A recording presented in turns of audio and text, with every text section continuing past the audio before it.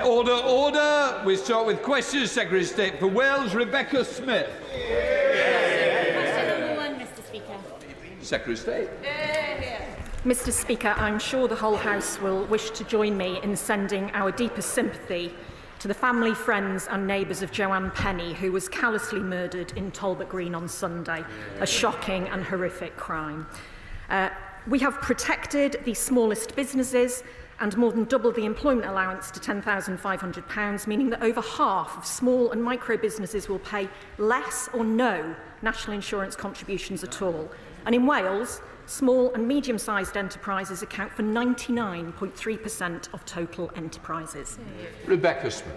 Thank you, Mr. Speaker. Businesses across Wales, like those also in my constituency of South West Devon, are being hit not only by Labour's job tax, but also increasing minimum wage, rising costs and other business tax increases. Each of these alone would force many to reduce their workforce, but the combination of all three means businesses are thinking twice about filling job vacancies or creating new posts. What reassurances can the Minister give to businesses across Wales, and indeed like Circles in my constituency, that their business has a promising future between now and the next election, when the Labour budget is showing them the complete opposite? Can I thank the honourable member for her question? If the party opposite cares so much about employment and business in Wales, then perhaps she should explain to her colleagues in the Senedd why they voted last week to block thousands of new apprenticeships and over £300 million of support for businesses in Wales. Her party voted against it. Oh, right, let us go to the front bench. So, Secretary of State Minns Davies.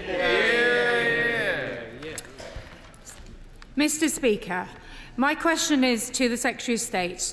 Who is she battling for, Kazakhstan or Wales? Due to Labour's political choices, countless jobs in Wales are at risk due to the national insurance rise. It's clear to see the damaging impact it's having in the Minister's own backyard, with reportedly over 1,800 jobs at risk at Cardiff University, among many sectors who are desperately trying to stay afloat due to the Welsh Government's jobs tax, the Labour Government's impact on the Welsh economy.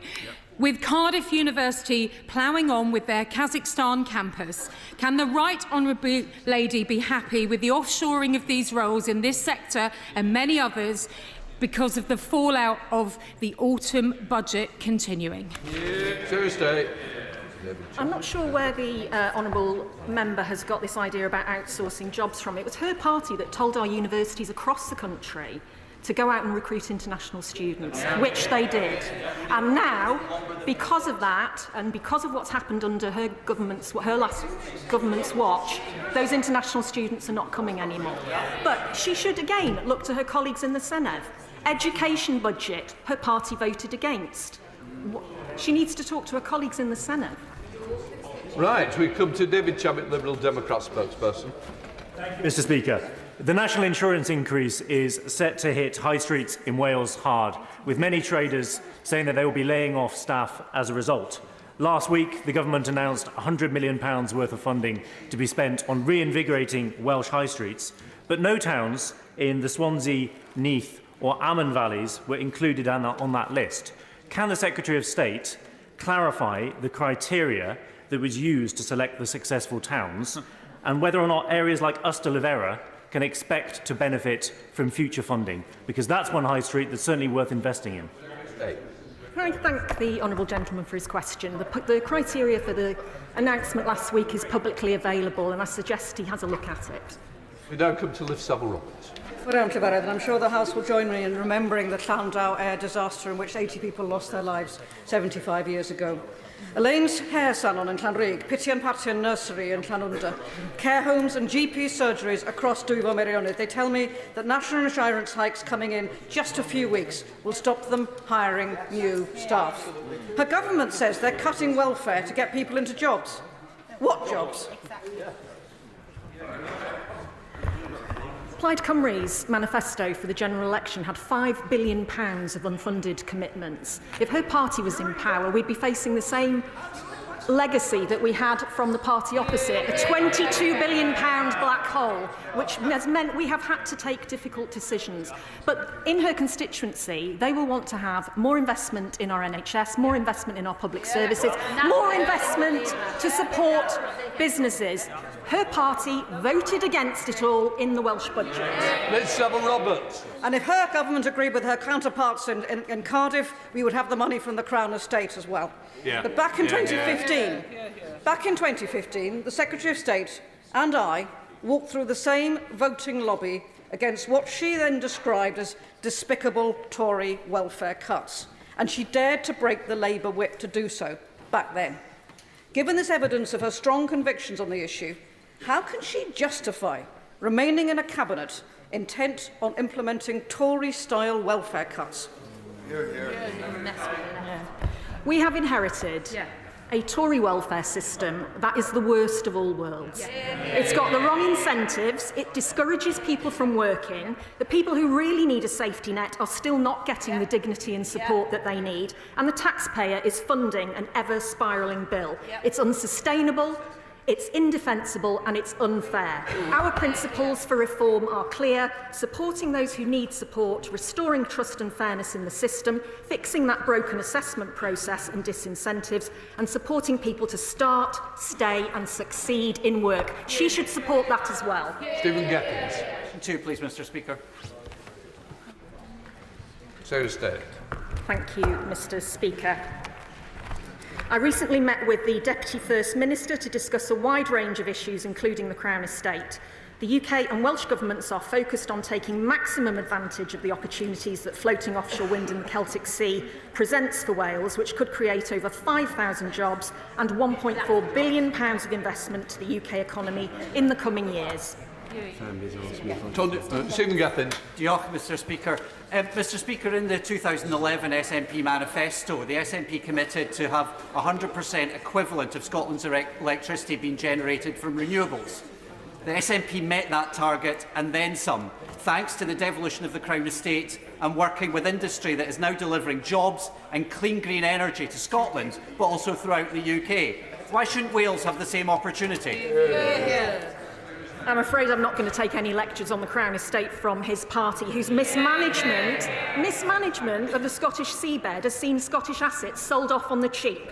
We are focused on doing whatever it takes to secure more than 5,000 jobs in Wales and billions of pounds of investment that the Crown Estate can unlock for Wales. Tony Antoniazzi. Mr. Speaker, does the Secretary of State agree with me that the government's priority should be ensuring that the Crown Estate can unlock thousands of new well-paid jobs in Wales that will come with floating offshore wind, rather than being distracted by calls to devolve the organisation in the middle of this national mission, risking the investment, jobs and lower energy bills Wales desperately needs? Mr. Speaker, she's absolutely right. I, like her, want to see people in Wales benefit from those 5,300 new jobs, particularly young people who then don't have to leave Wales, where they've grown up, to earn or learn. I want to see that £1.4 billion boost to the economy. We are not prepared to put all of that at risk, the risk of market fragmentation, of undermining or potentially destroying developer confidence in flow, and then have to watch that investment go elsewhere in the world. John Cooper. Question number 3, Mr. Speaker. Minister. Thank you very much indeed, Mr. Speaker. Well, with your permission, I will answer question 3 and question 8 together. I've spoken to farming unions in Wales and understand their strength of feeling. These changes are expected to affect around 500 claims across the whole of the UK, with very few being in Wales. Meanwhile, most importantly, we and the Welsh Government have protected the farming budget at its current level, whilst the Welsh Conservatives tried to block that money from reaching farmers by voting against the Welsh Government budget last week. Mr. Speaker, the Scotland Office is conducting a series of agricultural roundtables talking directly to farmers and putting together statistics to push back against this orthodoxy that only a tiny number of very wealthy estates are going to be affected. That's simply not the case. This increasingly looks like a war on farmers by the Treasury. What part are you playing in fighting back against this? Well, Well, Mr. Speaker, the Treasury is absolutely confident in its figures, and specific questions on methodology is a matter for the Treasury. But what I can tell him, and I will repeat it, is expected to only affect 500 claims for agricultural property relief across the whole of the UK, with very few being in Wales. As he knows, we are absolutely committed to our farmers through keeping the £337 million block grant, which Welsh Government has passed on to farmers directly. Charlie Dewhurst. Thank you, Mr. Speaker. Farmers across the UK have already been rocked by the changes to APR and BPR. And yesterday we had the shock news in England that DEFRA will take no new applications for SFI. So what reassurances can the Minister give to farmers in Wales that the sustainable farming scheme will be delivered in full and on time on the 1st of January next year? Well, as he knows, my good friend, the First Minister of Wales, has spent a lot of time talking to farmers, and we have absolutely protected the budget, and Welsh Government has also protected that budget for farmers, so the full £337 million will be going directly to farmers, in spite of his colleagues in the Sunday trying to block it last week. Select Committee, Ruth Jones. No. Thank you, Mr. Speaker. The Welsh Affairs Select Committee is launching its inquiry into farming in Wales this week because we know farming is a cornerstone of the Wales economy. Now, the Welsh Government budget contained over £300 million to support Welsh farmers. So does the Minister agree with me that it's a shame the opposition parties are playing fast and loose with farmers' livelihoods by voting against the Welsh Government budget last week? Well, indeed, Mr. Speaker, my honourable friend, the Chair of the Welsh Affairs Committee, is absolutely right. It was an utter disgrace that the parties opposite decided to vote against the budget last week, which effectively is trying to block money going to the farmers. What a disgrace. Shall the Secretary of State Mims Davis?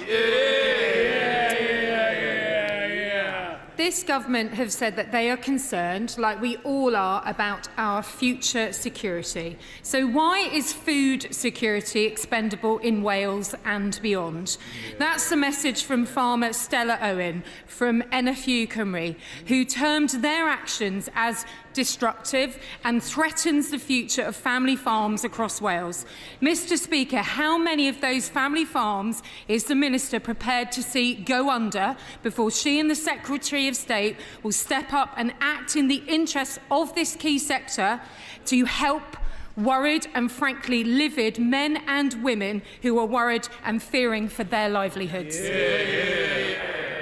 Well, Mr. Speaker, as I'm sure she has been reminded many times, difficult decisions had to be made to fund our public services, but the changes still leave a significant amount of relief in place. Farming parents will typically be able to pass on up to £3 million to their children without paying any inheritance tax at all, and above this amount, inheritance tax will be paid at a reduced effective rate of up to 20% rather than the standard 40%. Estates have up to 10 years to pay any tax due, and this will be interest-free. These payment terms are not available to others. This is a fair and balanced approach that continues support for family farms, whilst also fixing the public services that we rely on, including farmers. Jones. Question number 4, Mr. Speaker. Minister. I have regular discussions with my Welsh Government colleagues about health, and I'm pleased to see clear progress in cancer services in Wales. In December, performance against the 62 day cancer target was the best we've seen since August 2021. But no one should ever be complacent about cancer. And that is why our two governments are absolutely committed to working closely on cancer, to share best practice and to deliver better outcomes for patients across England and Wales. Clive Jones. Thank you, Mr. Speaker. Since August 2020, not a single health board in Wales has met their cancer target, leaving patients waiting months for their referral to start treatment. And despite recommendations to properly implement screening programmes, the standard for uptake is not being achieved, leading to poorer health outcomes.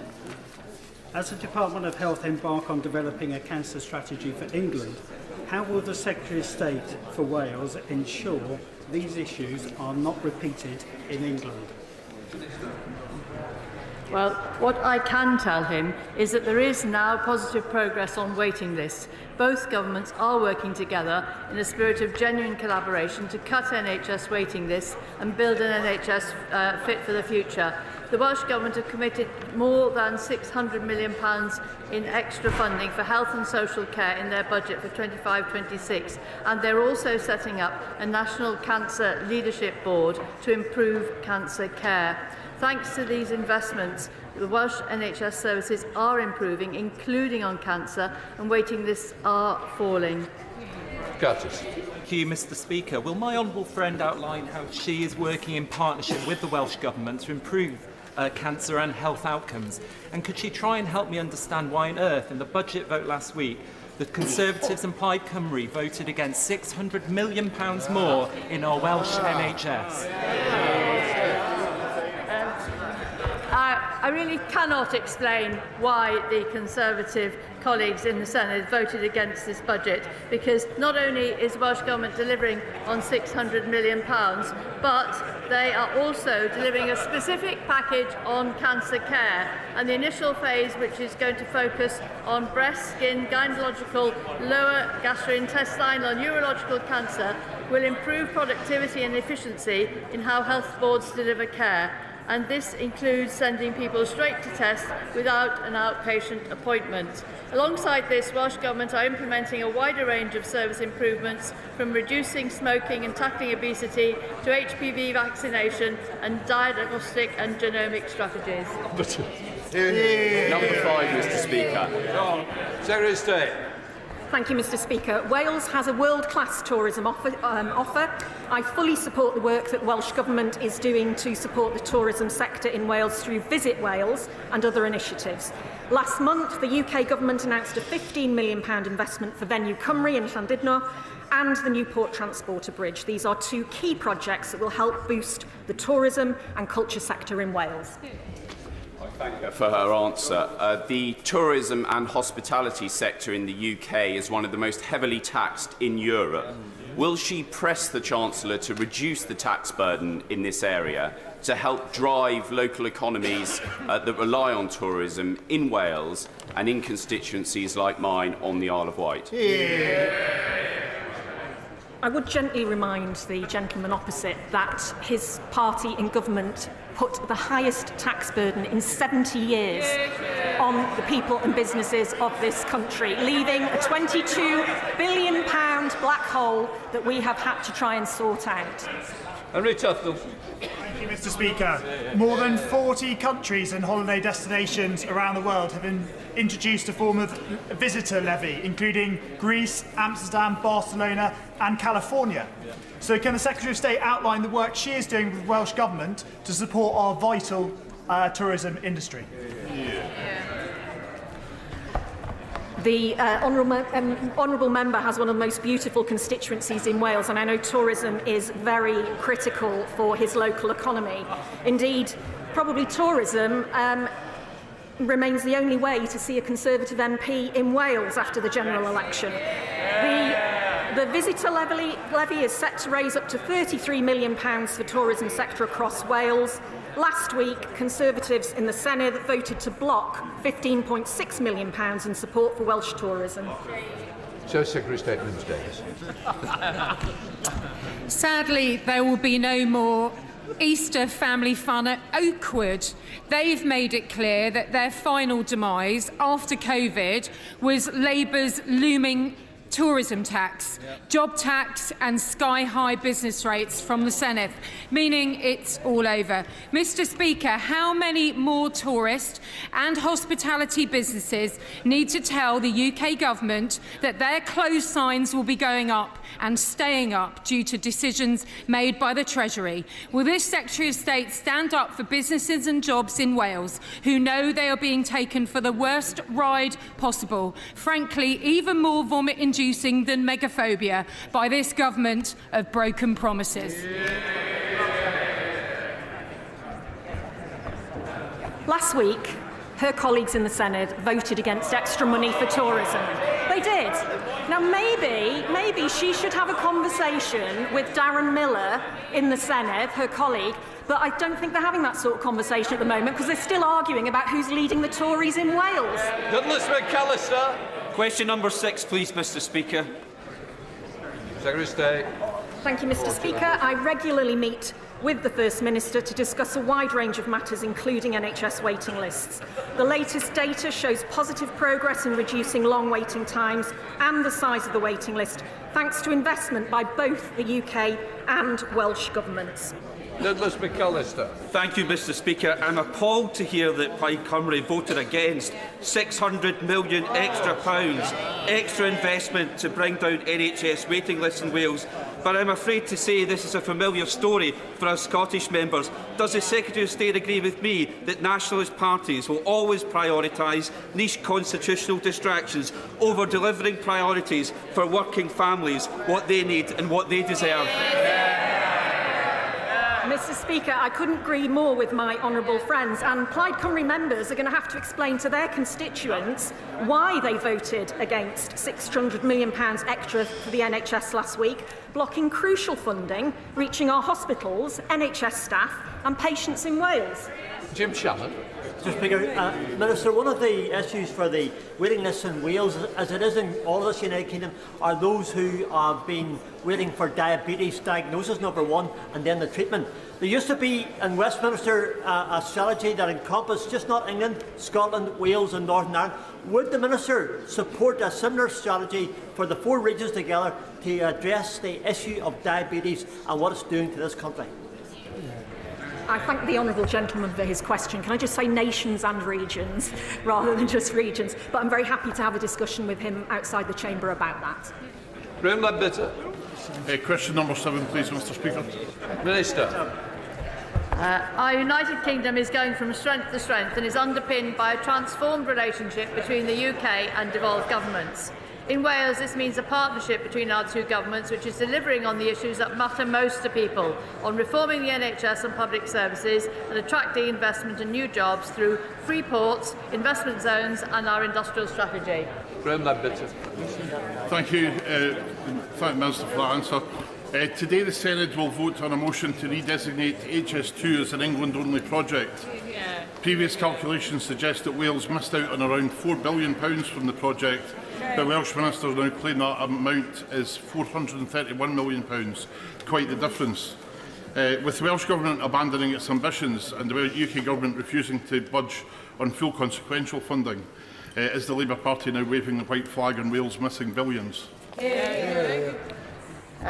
Well, the government absolutely acknowledges that the previous Conservative government shortchanged Wales for years on rail investment, including because of HS2. And one of our top priorities is to reverse those years of historic underfunding in Wales. This is infrastructure. So the Secretary of State met the Transport Secretary and Welsh Government Transport Minister Ken States immediately before Christmas, where they agreed on a direction of travel which we hope will deliver new investment for rail in Wales. The UK and Welsh governments have agreed a prioritisation of rail improvement projects developed by the Wales Rail Board. This will inform our respective departments' work in the run-up to the spring spending review. John. Thank you, Mr. Speaker. Investment into Wales by the UK government demonstrates the strength of the Union, and I was therefore delighted to see the UK Labour government announce its plan for neighbourhoods that will see £100 million invested in Welsh communities, with £20 million of that going into my constituency of Wrexham, straight into vital local resources like high streets and youth clubs. Will the Secretary of State agree with me that this Labour government is committed to bringing growth to areas of Wales that were previously ignored by the party opposite? Well, indeed, with UK government and Welsh government working together, we've secured more than £1.5 billion investment and hundreds of jobs in Wales. And of course, we've established those investment in zones in Cardiff, Newport, Wrexham and Flintshire to provide a rocket boost to sector strengths like advanced manufacturing. Sir Ashley Fopp. Question number 9. Minister. UK government has delivered the biggest budget settlement in the history of devolution, with £21 billion of new money for the Welsh Government. The Welsh Government is investing almost £200 million this year to support school standards across Wales, plus a further almost £170 million next year. But his Welsh Conservative colleagues tried to block this funding by voting against the Welsh Government budget last week. Go for it. Sir Ashley Fopp. I'm grateful, Mr. Speaker. Children in Wales have the lowest PISA scores in the United Kingdom, and are significantly below the OECD average. Does the Minister believe this could be related in any way to 26 years of Labour government in Wales? Well, I'll take no lectures from the party opposite. The Conservative tact rings absolutely hollow, given the chronic underfunding of education and public services for the last 14 years when they have been in power.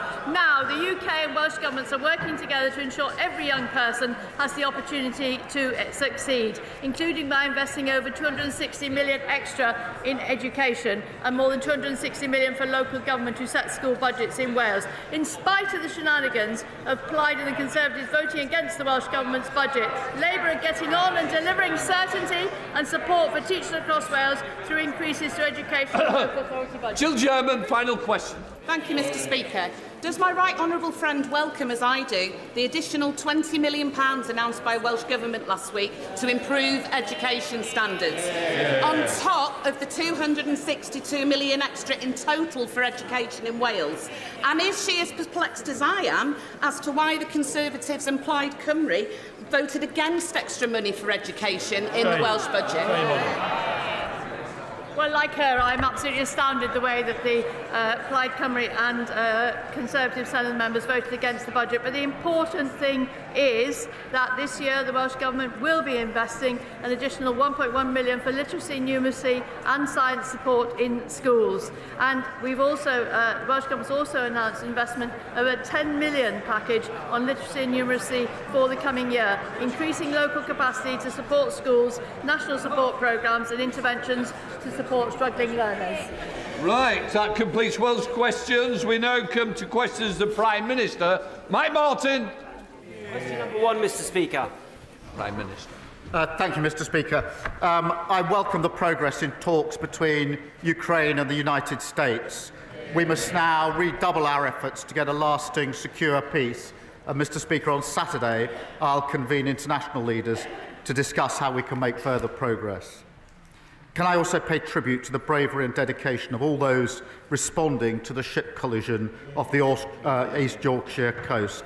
Our thoughts, and I'm sure of the whole House, are with the family of the crew member who is sadly presumed dead. Mr. Speaker, this week we introduced landmark legislation to get Britain building, paving the way to restoring the dream of home ownership for working people across the country. We're also driving forward our Employment Rights Bill, the biggest boost to workers' rights in a generation. That's our plan for change in action. This morning I had meetings with ministerial colleagues and others. In addition to my duties in this House, I shall have further such meetings later today. Mike Martin. Thank you, Mr. Speaker. Russia has abducted at least 19,000 Ukrainian children and transferred them to Russia. They have been told that their parents don't love them, they've been placed in Russian homes, and they have been re-educated. For this despicable crime and others, the International Criminal Court has issued 6 arrest warrants for Vladimir Putin and his gang. I note the Prime Minister's previous fulsome support for the ICC, and I also note his comments just last night about the support that the UK will offer to Ukraine in achieving a just and lasting peace.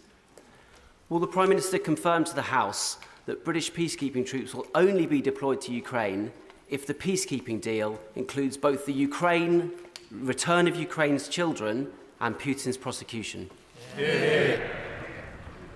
Well, Mr. Speaker, firstly, I thank him for raising this issue because it is an absolutely terrible case of abduction and kidnapping.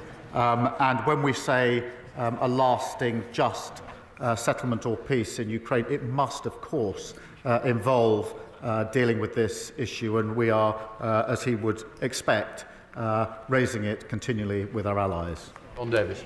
Thank you, Mr. Speaker. Telford and Britain voted for change in July, yet this week we saw the bizarre spectacle of the Conservatives attempting to bring back the Rwanda policy, clinging onto a gimmick that cost the British taxpayers £700 million, yet only sent 4 volunteers to Rwanda.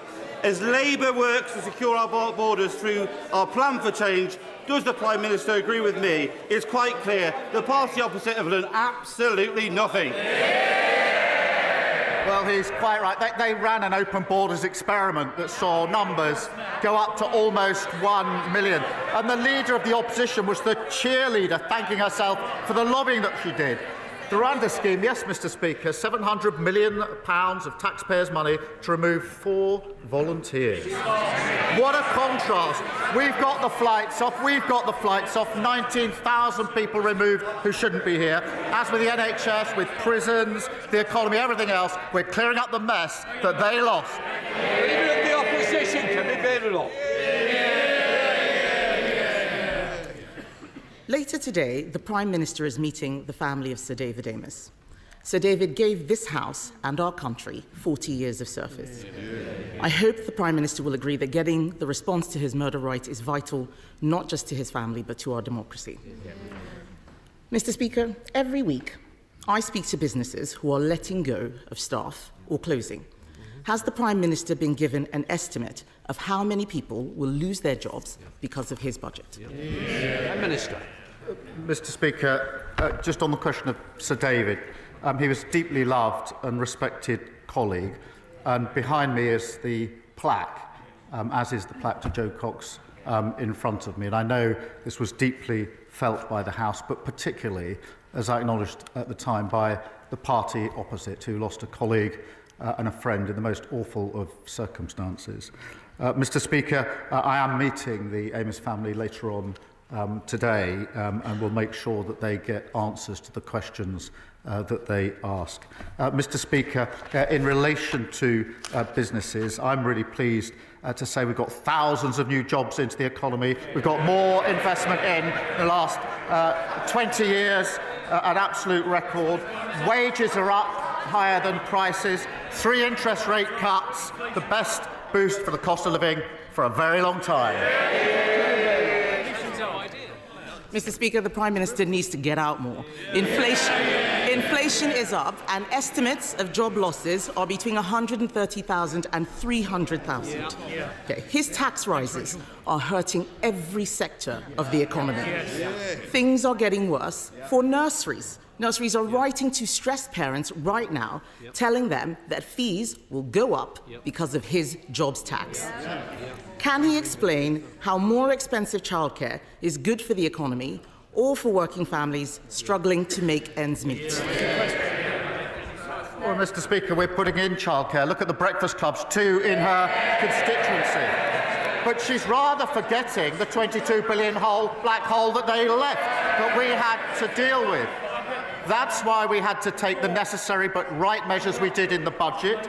And what's her response? Not that she'd reverse them. Oh, no, she doesn't say that. She attacks what we've done, but she doesn't say she would reverse it because she wants all the benefits of our budget in returns of investment, but she doesn't want to pay for it. That's how we got into the mess in the first place.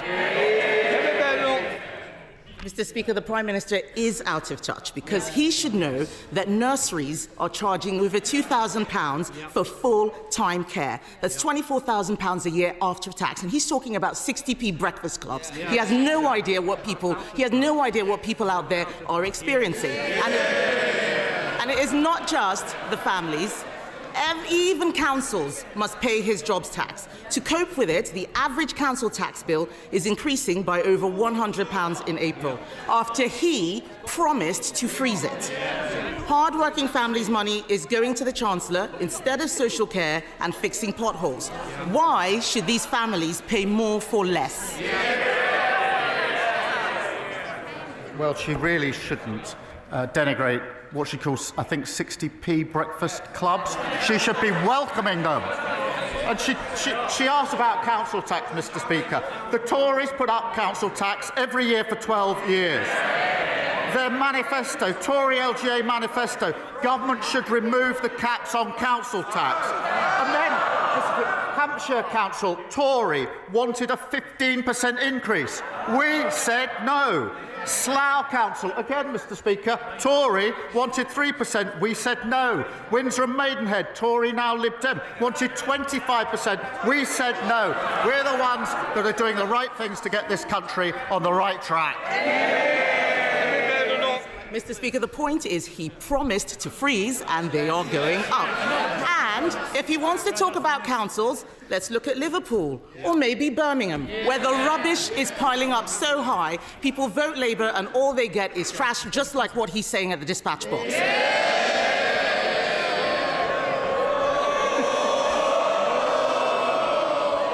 People all over the country are suffering, not just in Birmingham. Millions of elderly people have had their winter fuel payments snatched away. At the same time, care home fees are set to go up by a devastating £3,000 because of his jobs tax. How does he expect pensioners on a fixed income to make ends meet?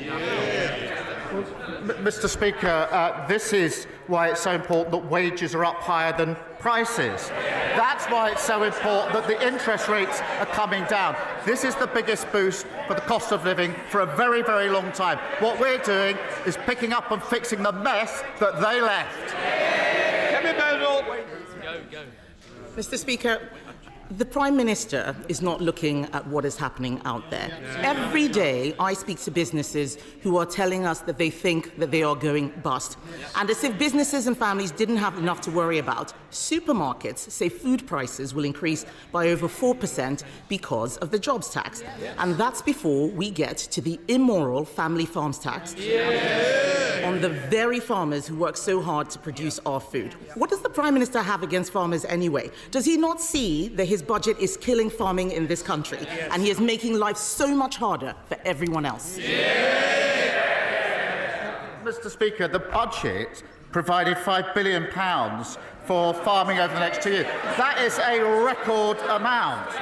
We've set out the roadmap for farming, which has been welcomed by farmers. And many thousands of farms have benefited from the farming schemes. But she talks about prices. Wages are going up higher than prices. That's the first in a long time that's happened. So for families across the country, they're better off under Labour. He's got no answers today. What the farmers are complaining about is the sustainable farming incentive, which he has just scrapped or withdrawn. They are making mistakes with this budget. And that's why in 2 weeks, the Chancellor will come to this House to present an emergency budget the Prime Minister said we would not need. They will try and make out it's because of global events, but the truth is they trash the economy with their bad choices. They said they'd look after pensioners. Then they snatched winter fuel payments. They said that they would be pro-business, but they hiked taxes on jobs. And he, Mr. Speaker, he promised to freeze council tax, but it's going up by £100. This is a high-tax, low-growth, job-killing government. Will he use the emergency budget to fix the mess he's made? Mr. Speaker, inflation under them 11%, £22 billion black hole, a mini budget that made us the laughing stock of the world, and they want to give lectures on the economy to us. No, thank you very much. Thank you, Mr. Speaker. With 1 in 8 young people across the country not in education, employment or training, people in rugby are worried about a wasted generation. Too many people with disabilities and health conditions are not getting the help that they need to get into work. So will the Prime Minister set out how this government will give everyone who is able to work the support they need, provide compassion to those who can't work, and fix the broken welfare system left behind by, you guessed it, the Conservatives? I thank him for raising this issue. Mr. Speaker, I come from a family that dealt with disability through my mother and brother over many years, so I do understand the concerns that have been raised by him. But we inherited a system which is broken, it is indefensible economically and morally, and we must and we will reform it. We will have clear principles, Mr. Speaker. We will protect those who need protecting. We will also support those who can work back to work. But Labour is the party of work. We are also the party of equality and fairness. Leader of the Liberal Democrats, Sir Ed Davey. Thank you, Mr. Speaker. I'd like to begin by giving a shout-out for Young Carers Action Day today, but I promise the House I will not sing. Mr. Speaker, the Prime Minister has rightly spoken about the need to get more people into work, and he repeated that now, so people have more dignity, we can get the economy going, and we can cut the benefits bill after the disgraceful legacy left by the Conservatives. You were there for 5 years. But does the Prime Minister recognise that for many disabled people, the best way to help them into work is to support them properly with more special equipment, with training, with better healthcare and so on? And will he also today calm anxieties that he himself has raised for many of us, that the disability benefits for people who simply cannot work will not be cut? Mr. Speaker, we will, of course, as I've just said, the principles, we will, of course, support those who need support, but also help those who can work into work. They'll be the guiding principles. But what we've inherited is shocking, and they ought to be silent. 1 in 8 young people not in education, work or training. That is a lost generation. That is their inheritance.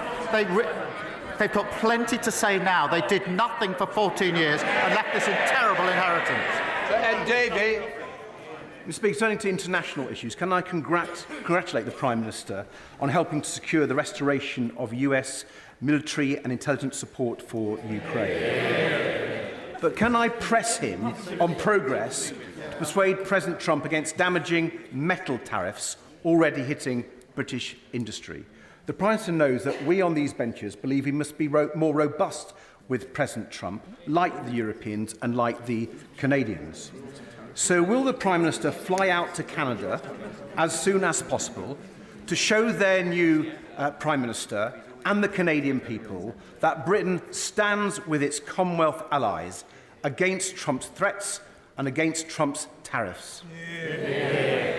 Well, Canada is an ally and a very important ally too, and I've spoken to our allies on many occasions about the situation in Canada. On the question of tariffs, obviously, like everybody else, I'm disappointed to see global tariffs in relation to steel and aluminium.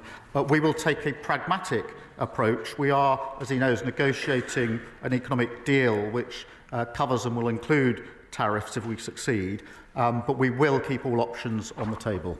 Claire Hannah. Hi, Fadra Conadív agus Seach na Gaeilge Fásta Deis Con Changa agus our culture Kellaroo or Fodandone. Happy St Patrick's Day, everybody, and happy Irish Language Week as well. An opportunity to use Irish language and culture across the world. It's an increasingly turbulent world, Prime Minister, with relationships and norms turned upside down over recent weeks, and that's why I congratulate the Prime Minister and the Taoiseach for re-establishing warm and firm relationships at their summit last week, and it's reassuring for all of us to know that whatever our constitutional future, that bond is lasting and refreshed. Will the Prime Minister join me in wishing a happy St Patrick's Day to all who value our shared bonds, and can I take this opportunity to invite him to Belfast in August 2027, which was announced this week as the host of the Fleadh na hÉireann for the first time. Well, can I join her in wishing everybody celebrating a very happy St Patrick's Day? Mr. Speaker, she's right. We need a strong and settled relationship between the United Kingdom and Ireland, and the need for that has never been greater, which is why I was delighted to host the Taoiseach in Liverpool last week at our first annual UK-Ireland summit. We've turned the page, started a new era for our relationship with Ireland, and I'd be very happy to go to Belfast in 2027. I want to go much sooner than that. Andrew Stowe. Thank you very much, Mr. Speaker. In just 20 days' time, new sentencing guidance will come into effect that the Justice Secretary has already conceded will be two-tier in its nature. It will mean that the colour of your skin or the religion you have can give you leniency in the eyes of the law and will plunge public confidence in the judiciary into crisis. But it is avoidable. We Conservatives have tabled a bill that, if backed on Friday, can stop this guidance in its tracks. So will the Prime Minister will he now overrule his Justice Secretary and confirm here and now that he will back this bill, or will he simply step aside and prove he has in fact been two-tier Keir all along? Well, everyone should be equal before the law. That is why the Lord Chancellor has taken up the issue with the Sentencing Council. But he needs to do his homework, because the proposal that he complains about was drafted in 2024, and the last government was consulted. And when they were consulted, what did they say? They said they welcomed the proposal. Now, Mr. Speaker, I understand that the Shadow Justice Secretary is taking the Sentencing Council to court. Perhaps he should add himself as the second defendant so we can get to the bottom of the ball. Thank you. Mr. Speaker, I'm very proud to represent a constituency that has 8 synagogues, a thriving Jewish population, and the UK's largest Jewish cultural centre, JW3. But this week, I was horrified to read reports about rising anti-Semitism on NHS wards, and in particular, a shocking incident in which a Jewish NHS staff member was called a baby killer by their colleague. The NHS that I know and love is open to everyone, regardless of their background. So could I ask the Prime Minister, what is he doing to ensure that my Jewish constituents can safely use our beloved National Health Service? Well, I thank her for raising these deeply concerning reports. It is completely unacceptable for anyone to experience racism, discrimination or prejudice in the health service. I know my right honourable friend, the Health Secretary, takes such reports extremely seriously. It is a fundamental principle that the NHS provides care and treatment for everyone, regardless of race, faith or background. This is a really serious issue.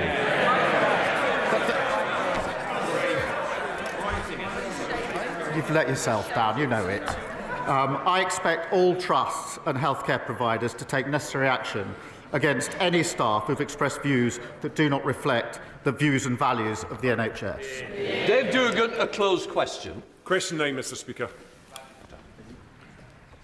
Mr. Speaker, he asked about UK-US relations. As he knows and the House knows, I'm committed to strengthening those relations. The US is an indispensable ally. We are working together to try to secure a just and lasting peace in Ukraine. And I've spoken to the President on a number of occasions, including this week.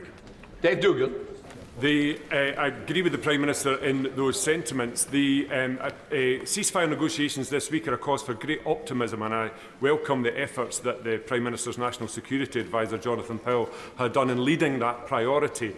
But last week at the dispatch box, the Prime Minister said in answer to my right honourable friend, the member for Aberdeen South, that he had no knowledge of the United States planning to withdraw military aid from Ukraine, yet they did that the following day. It's against that backdrop, because I know the Prime Minister wants a just and lasting peace in Ukraine that respects Ukraine's borders and territorial integrity. When he's impressing that priority upon the President of the United States, what reassurance can he give the House today that the President of the United States is actually listening? Let me give this reassurance. As soon as that step was taken, I and my team started work to try and ensure that we could get back to a situation of full support for Ukraine. I won't detail everything that was involved over the last week. I can assure him and the House a huge amount of hard work, discussions and diplomacy was used with all of our allies and others to ensure that we could get yesterday to go as well as we hoped it would. I am pleased that we've made progress.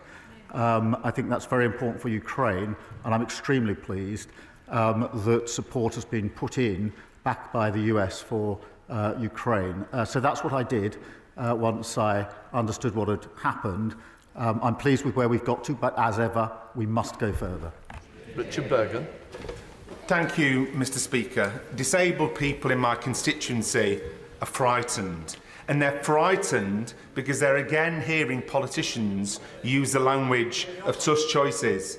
And they know from bitter experience that when politicians talk about tough choices, It means the easy option of making the poor and vulnerable pay. So instead of cutting benefits for disabled people, wouldn't the moral thing to do, the courageous thing to do, be to make a real tough choice and introduce a wealth tax on the very wealthiest people in our society? Well, Mr. Speaker, the party opposite left a broken welfare system which locks millions out of work. That is indefensible, in my view, economically and morally. Of course, we need to support people who need support. We need to help those who want to work to get back into work, and I think there's a moral imperative in that. He talks about a wealth tax. We have raised money, the energy profits levy, taxing non-doms and air passenger duty on private jets. But this isn't a bottomless pit, and we must kick-start growth to get the economic stability that we need. Sir Geoffrey Clifton-Brown. Most people would accept that we need more housing in this country, yet so often it's not accompanied by the necessary infrastructure. In my own constituency, thousands of houses are proposed, yet without the £250 million to upgrade Junction 12 of the M5, the inspector is likely to rule our plan unsound. So will the Prime Minister use his upcoming planning and infrastructure bill to see how developer and landowner contributions can more effectively build this vitally needed infrastructure which would benefit communities up and down the country? Well, he's right. We have to get the houses built that we need in his constituency and elsewhere, something that the party opposite failed to do. That's why we've introduced the infrastructure bill, which I think he welcomes, and that bill will get Britain building so we can deliver on those 1.5 million new homes through our plan for change. In relation to the particular issue he raises, I know that he and my honourable friend, the member for Stroud, have been working together to try to resolve this issue, as I understand it, and I'm happy to ensure he gets a meeting with the relevant minister if that would help in taking it further. Sir Jean Joseph. Thank you, Mr. Speaker. Can I commend this Labour government's landmark reforms to get Britain building through our plan for change? Yes. I look forward to working with ministers to ensure developers deliver on what they promise to local residents, so that new homes also have access to roads, GP surgeries and dentists, and don't create an extra burden on hospitals like the William Harvey Hospital in my Ashford constituency. What is the Prime Minister's message to the blockers standing in the way of the homes and vital infrastructure our country needs? Well, he's a dedicated campaigner for his constituents. Well, we know who's been standing in the way for the past 14 years. It's the party opposite, and they've learned absolutely nothing. The leader of the opposition claims that she's never opposed growth or development. That's not what she's telling her constituents, Mr. Speaker. Only last month she wrote in her newsletter that she'll keep working with Conservative colleagues to block a vital energy infrastructure project in her own backyard. She's not alone. The Shadow Foreign Secretary, Shadow Defence Secretary, Shadow DEFRA, they're all at it. What a bunch of blockers. Sir Ashley Fox.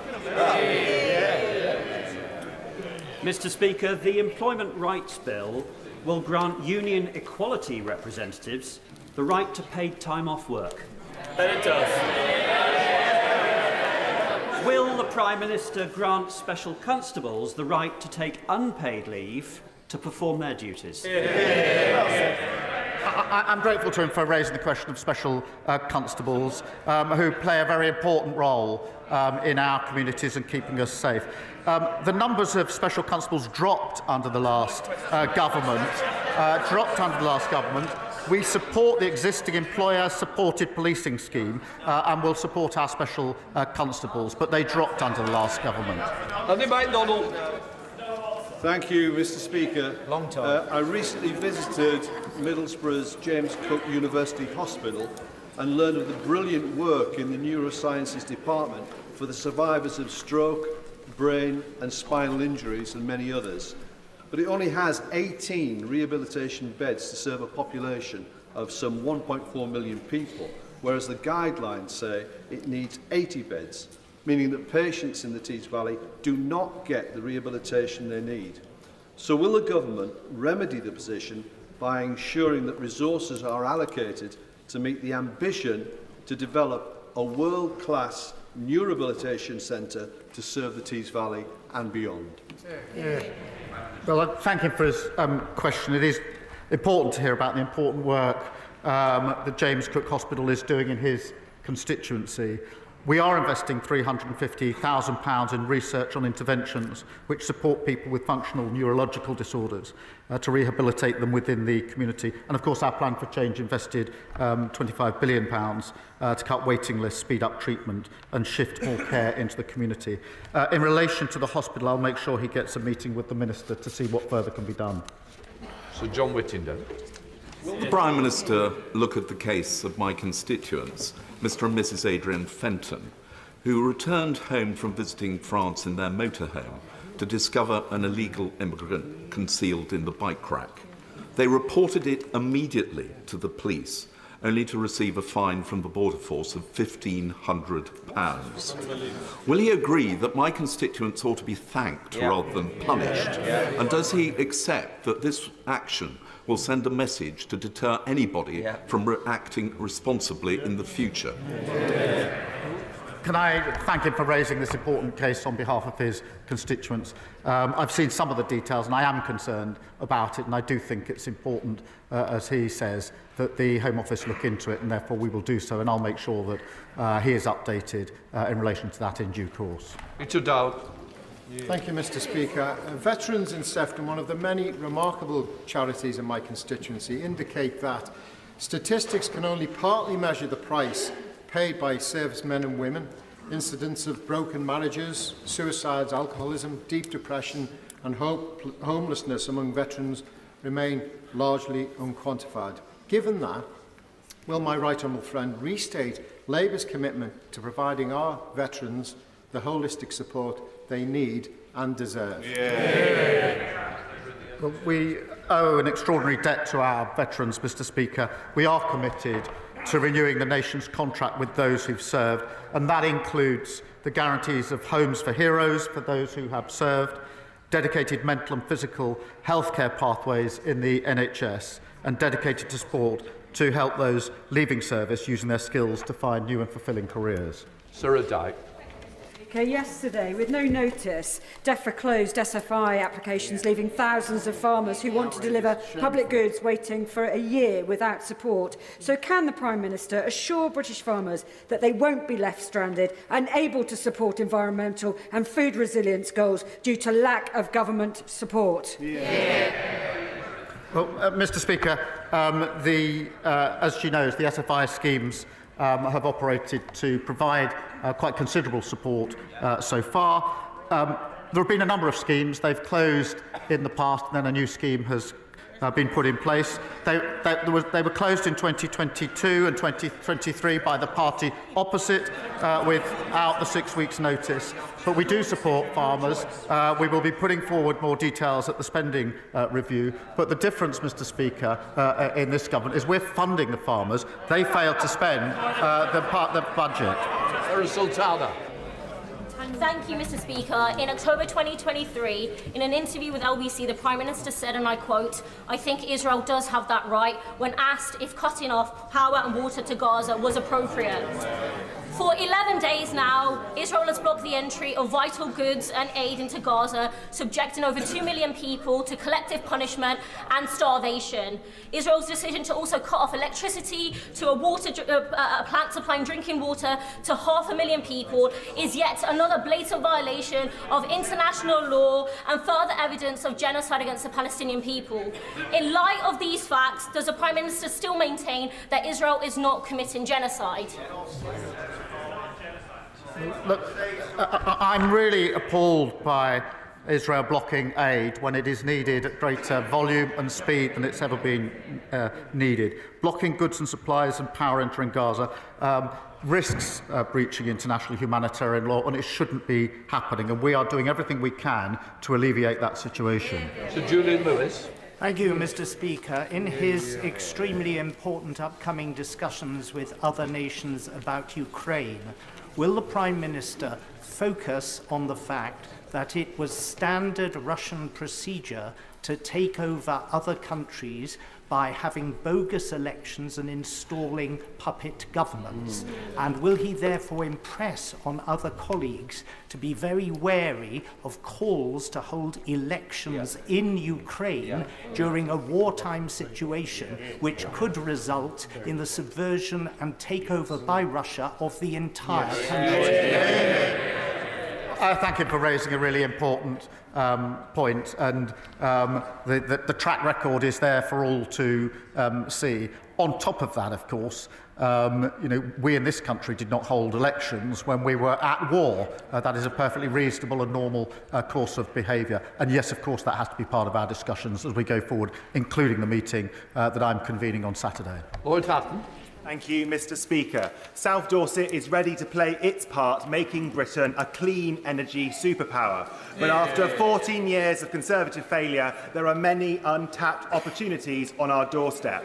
Green investment opportunities such as Port Wind, Moor Wind and a hydrogen storage hub are all coming down the track. So can the Prime Minister reassure my constituents that the government will work with the Crown Court on these projects, invest in key infrastructure and ensure that South Dorset's green energy potential is hardwired into our plan for change? Well, I thank him. He's absolutely right about making Britain a clean energy superpower. We are committing £2.3 billion to support hydrogen projects, and I recognise the huge potential of South Dorset to become home to a storage hub. We're ensuring public and private investment works together, and that's exactly what the Crown Estate Act does, unlocking significant investment, boosting offshore wind and kick-starting economic growth. Andrew Rossendale. Thank you, Mr. Speaker. As the Leader of the Opposition has already mentioned, later today the Prime Minister will meet the family of our dear late colleague, Sir David Amess, who was so brutally murdered at his constituency surgery 3.5 years ago. I plead with the Prime Minister to reverse the decision to deny the family a public inquiry, despite similar inquiries being held into other tragic instances. So, will he please stop this shameful saga and heed the call of the Amess family for a judge-led public inquiry into David's death and the related failure of the Prevent programme from a heartbroken family? Can I acknowledge just how heartbroken they are? It's difficult to imagine what they've gone through, what they continue to go through. And that's why it's very important that I meet them this afternoon, which I will do, and discuss with them all the questions they want to raise with me. Sir David was a respected and loved a colleague across this House, and as I say, I absolutely understand how his family must feel about the tragic circumstances in which he died and then everything that followed thereafter. Final question, Chris Cage. Thank you, Mr. Speaker. Tomorrow marks 29 years since 16 children and their teacher were murdered at Dunblane Primary School. In recent weeks, my constituents have raised with me the alarming fact that adverts offering handguns for sale are appearing on technology platforms like Google and YouTube. Does the Prime Minister agree with me that technology companies have an obligation to all of us to do everything proactively possible to prevent illegal advertising of this kind and not rely on a reactive, will remove it when it's reported approach, which is simply not good enough? The thoughts, I'm sure, of the whole House are with the victims of the Dunblane massacres 29 years after the tragic event. The Online Safety Act will require online services to proactively remove such content from their platforms and prevent it appearing there in the first place. These duties fully take effect from Monday, and then we'll make sure that all companies meet their obligations. That completes Prime Minister's questions.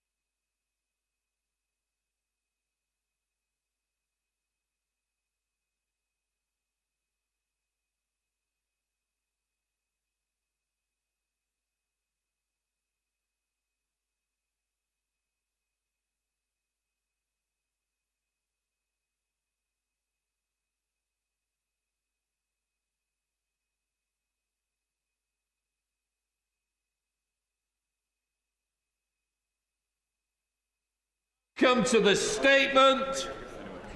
Minister Daniel Sychner. Thank you, Mr. Speaker. With your permission, I'd like to update the House on the sustainable farming incentive. We stand on the edge of an unprecedented global transition for British farming. From leaving the European Union to the challenges of climate change and geopolitical events, we are asking more of farmers than ever before. To continue to produce the food that feeds the nation and protect the environment on which our long-term food security depends. And we are determined to create the conditions for farm businesses to be profitable and succeed. Now, we're proud to have secured £5 billion for farming over 2 years, the largest budget for sustainable food production in our country's history. That's £1.8 billion for customers already in agreements, £1 billion for farmers who are now in SFI agreements, and a further £150 million for farmers in the SFI pilot. And Labour has got that money out of the door and into farmers' pockets. We've invested to bring thousands more farmers into the ELM schemes, which I'm afraid were vastly underspent by the previous government, to make a record number of capital items available for the coming year to help farmers carry out actions under the SFI and countryside stewardship, with £600 million available for productivity, animal health and welfare innovation and other measures to support agricultural productivity, as well as 50 landscape recovery projects across the country. And we've responded directly to calls from the sector to roll out a new higher tier scheme and to increase payment rates so HLS agreement holders, many of them upland farmers, are fairly rewarded for their work. So we now have more than half of all farmers in schemes, 37,000 live SFI agreements, 50,000 farmers in ELM agreements. Under the SFI, 800,000 hectares of arable land being farmed without insecticides, 300,000 hectares of low-impact grassland managed sustainably, and 75,000 kilometres of hedgerows being protected and restored, which is a huge success for nature. And I want to thank all the farmers involved and to reassure them that all existing SFI agreements will be honoured. Farmers will continue to be paid under the terms of their agreement for its duration. If they entered into a 3-year SFI agreement earlier this year, they will be paid until 2028. If they submitted an SFI application but this has not yet started, that will also be honoured, and all farmers who took part in the SFI pilot will be able to apply for an agreement. But the fact is, the high uptake of the scheme means it is now fully subscribed. Now, I'm afraid as a government, we inherited SFI with no spending cap, despite a finite farming budget, and that cannot continue. So we will continue to support farmers to transition to more sustainable farming models, including through the thousands of existing SFI agreements over the coming years and a revamped SFI offer. But this is an opportunity to improve how we do that under a fair and just farming transition. A transition that supports farms to be profitable businesses in their own right, through fairer supply chains, better regulation and greater market access, and that directs public funding in a fair and orderly way towards the priorities we've set out on food, farming and nature. So we will be strategic in how we design our schemes and responsible within the budget we have available. This is about using public money in a way that supports food production, restores nature and respects farmers as the business people they are. SFI can and must work better for all farms and for nature, and I'll set out the details of the revised SFI offer following the spending review, including when it will open for applications. We will work closely with the sector to design an improved scheme so they can tell us what works best for their businesses. We'll also put in place strong budgetary controls so that SFI is affordable to the public purse.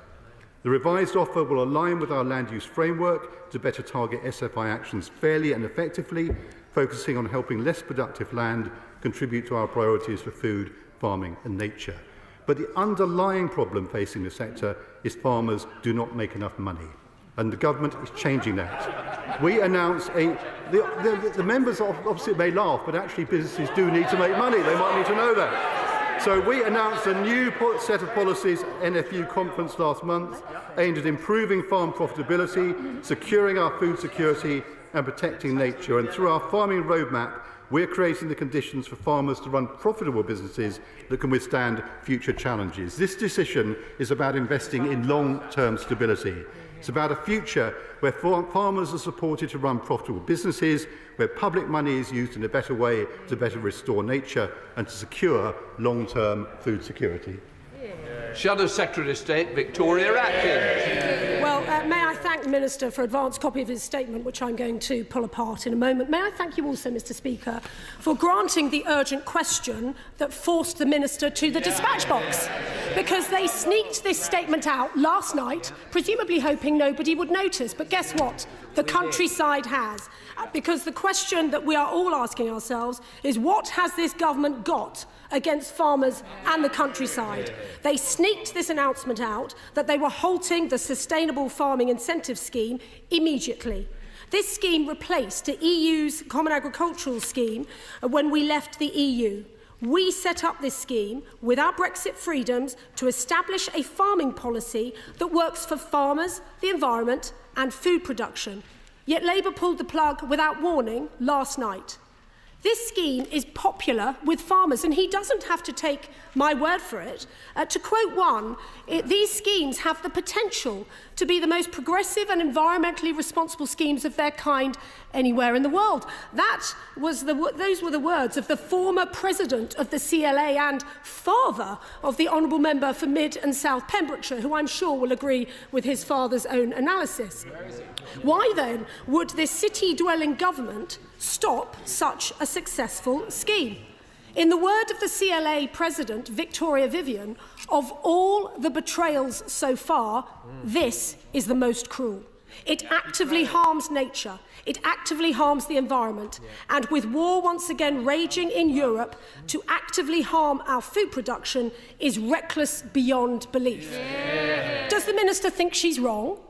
And yet, despite this, the Secretary of State, who, by the way, is missing in action, this is a significant statement which he has made, and he's sending out his junior minister to take the heat. Perhaps it's because the Secretary of State didn't want me to remind him of his own words in November, which was, he said, that farmers feel ignored, alienated and disrespected.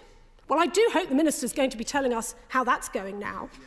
The farming policy of this government can be summarised in 3 sentences. They will halt any farming and environmental scheme on which farmers rely without warning, without consultation, and using criteria they have never before defined. The state will seize their farmland at will through the compulsory purchase orders that were announced yesterday in the planning bill. And if families have managed to cling on to their farms despite all of this, then Labour will tax them for dying. But I'm delighted to hear that the Farming Minister himself conceded that farmers don't make enough money, so I hope that he's going to be changing the family farm tax. This adds up to nothing less than an outright assault on the countryside. As a proud rural MP, someone who actually likes the countryside, I'm already being contacted by constituents and farmers across the United Kingdom who have had the door slammed in their face with no notice and asking how they are meant to diversify, make a living and protect our countryside. Now, the Prime Minister said he understood the significance of losing a farm, acknowledging it can't come back, and warned against constantly moving the goalposts for the agricultural sector. Yet this is exactly what his government is doing. The statement issued by the government last night was a masterclass in Orwellian doublespeak. It says the SFI scheme has, I quote, reached completion. Well, what criteria has the government used? Because it hasn't set those criteria out before. The government's own website stated that up to 6 weeks' notice would be given for the withdrawal as SFI. Why was this disregarded last night? And how does he recognise that by doing so, this government has betrayed trust in the farming community yet again? How many farmers does his department believe will now be caught out without an SFI agreement during the transition period of at least a year? And just as with the family farm tax, Labour has got its figures wrong. The CLA has asked me to ask the Minister what his government's ambitions are now for the 2/3 of farmers in England who are not currently in environmental schemes. How much have the vast cuts to BPS payments saved his department, and where has that money gone? And how will the Secretary of State support upland farmers who were intending to move on to the sustainable farming incentives? And then, of course, there's the legal problems that this announcement last night has caused. How will the government meet its legally binding environmental targets, given they rely so heavily on the SFI scheme? And I do hope the Minister is going to be able to give us a good, clear legal analysis on the impact of changes to SFI on internal market competition law between England and other devolved authorities as a result of this change. Now, any words that the Minister uses about food security are meaningless in the face of this policy, particularly as we all know that this government has been delaying consideration and grants of these applications since the general election. So the figures he is using are wrong. The theory behind this policy is very questionable, and yet the government would have us all believe that he understands farming and the impact that this will have on farmers. They are in despair. And so my message to farmers is clear. We have got your back. We will please help you to hang on in there for the next 4 years. We will axe the family farm tax and we will sort out this shocking mess of SFI to help build a bright future for British farming with British farmers. Minister.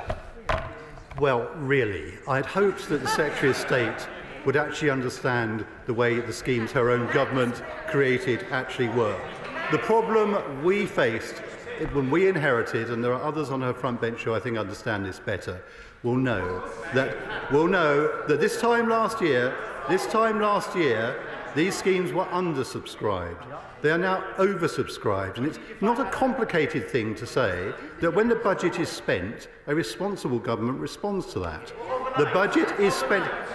The budget has been spent, and what we are doing in a sensible, serious way. The honourable members opposite should actually be celebrating the success of the fact that so many farmers are now in these schemes and taking them up. So I am absolutely confident that we will be able to sort out the mess that we have inherited. But basically, if you set up schemes without proper budgetary controls, you end up in this kind of position. We have had to take the hard decision that the previous government ducked. Jane Kirkham. Thank you, Mr. Speaker. Could the Minister confirm that ELM scheme agreements will remain in place under this Labour government, including SFI, and there will be a new and better targeted SFI on offer as soon as possible, with details to follow in the spending review? Minister. I thank my honourable friend for her question. It's absolutely the right point, and that's what we should be doing, reassuring people out there that people who are in schemes absolutely safe, absolutely carrying on as before. But the basic point is that when a scheme is full, it's full. Liberal Democrat spokesperson Tim Farron. Thank you, Mr. Speaker. I thank the Minister for sight of his statement in advance. The closure of the SFI from 6 p.m. last night came without warning or consultation, and it constitutes the breaking of the government's word to farmers. Farmers are already losing their basic payment this year, but are now excluded from the very scheme designed to replace that. Hasn't the Minister then broken his word to farmers and to all who care about nature? Will he clarify how much money he will save from the BPS cuts this year, and that therefore it is not true that SFI is overspent? Isn't it true that when the BPS cut is taken into account, more than £400 million of the £2.5 billion farming budget will remain unspent? A bigger budget is pointless if you do not spend it. This money was supposed to reward farmers for nature restoration and sustainable food production. Doesn't this damage both? There are 6,100 new entrants to SFI this year, and yet only a mere 40 of them are hill farms. Doesn't this prove that, because of the failure of the Conservatives in the last administration, the big landowners and the corporates are already comfortably inside the tent, but the farmers who are outside and now locked out without warning are Britain's poorest farmers in Britain's most beautiful places like mine in the Lakes and the Dales? As the Tories oversaw a 41% drop in hill farm incomes in just 5 years, isn't this a bitter blow that is unbearable for our upland farmers? This betrayal will outrage everyone who cares for our environment, for our upland nature and landscapes. It will outrage everyone who cares about food security. It will outrage everyone who cares about our tourism economy, and it will outrage everyone who clings to that old-fashioned expectation that governments should keep their word. On Monday, the Secretary of State came to my beautiful constituency to pose for pictures by Windermere. I wonder whether he might come back tomorrow and face up to the farmers who steward the stunning landscapes around our beautiful lakes and who he has abandoned so shamefully. Will he reopen SFI, honour his promises, or else turn his back on the very people who feed us? Minister. Well, again, I'm disappointed in the honourable gentleman's comments because he is a thoughtful person and he and I have debated these issues many times. I'm sorry he didn't welcome the uplift in HLS payments, which he and many others have been asking for a long, long time, which will benefit upland farmers. And I would take him back to many of the discussions that we have had about the importance of getting the farm budget out to farmers. That is what has happened. The full budget is actually being spent, and that should be celebrated. Alex Sobel. The fruit and vegetable aid scheme is an important lifeline for producers collaborating, and it has meant that we've had a huge increase in our tonnage of various fruit and vegetables. That scheme is finishing on the 31st December 2025. What future plans have we got to support fruit and vegetable producers to collaborate in 2026 and beyond? Minister. I thank my honourable friend for his question. It's an important one. That is, of course, an EU legacy scheme, and we're considering the best way of taking that forward in future, but we're absolutely committed. To be short, and the Minister's response has to be on point and tight as well. Follow the House, said Whitney. Will the Minister leave for a moment the hallowed cloisters of Cambridge and accept my invitation to take a rural ride through Lincolnshire, the breadbasket of England, to meet my farmers? Does he agree that sustainable farming is the key to food security? And therefore, will he take up with his colleagues in the Department of Net Zero why they're covering 15% of Lincolnshire with solar farms, in addition to taking away this grant? Minister. Well, again, I'm grateful to the honourable gentleman for his question. I'd always be happy to visit Lincolnshire. I've done it on a number of occasions. But on the question of how we allocate our land, of course, it's very important that we make sure that the new land use framework works effectively, because that's the most rational way of making those decisions. Julie Minns. Thank you, Madam Deputy Speaker. It's extremely welcome that under this government more money has been spent on schemes and more farmers are in schemes than was the case under the last government. However, there are smaller farms like those in my constituency of North Cumbria who would not have had their plans as far advanced as their larger neighbours, along with their consultants. Can I ask him to outline what support will be available to those smaller farms going forward?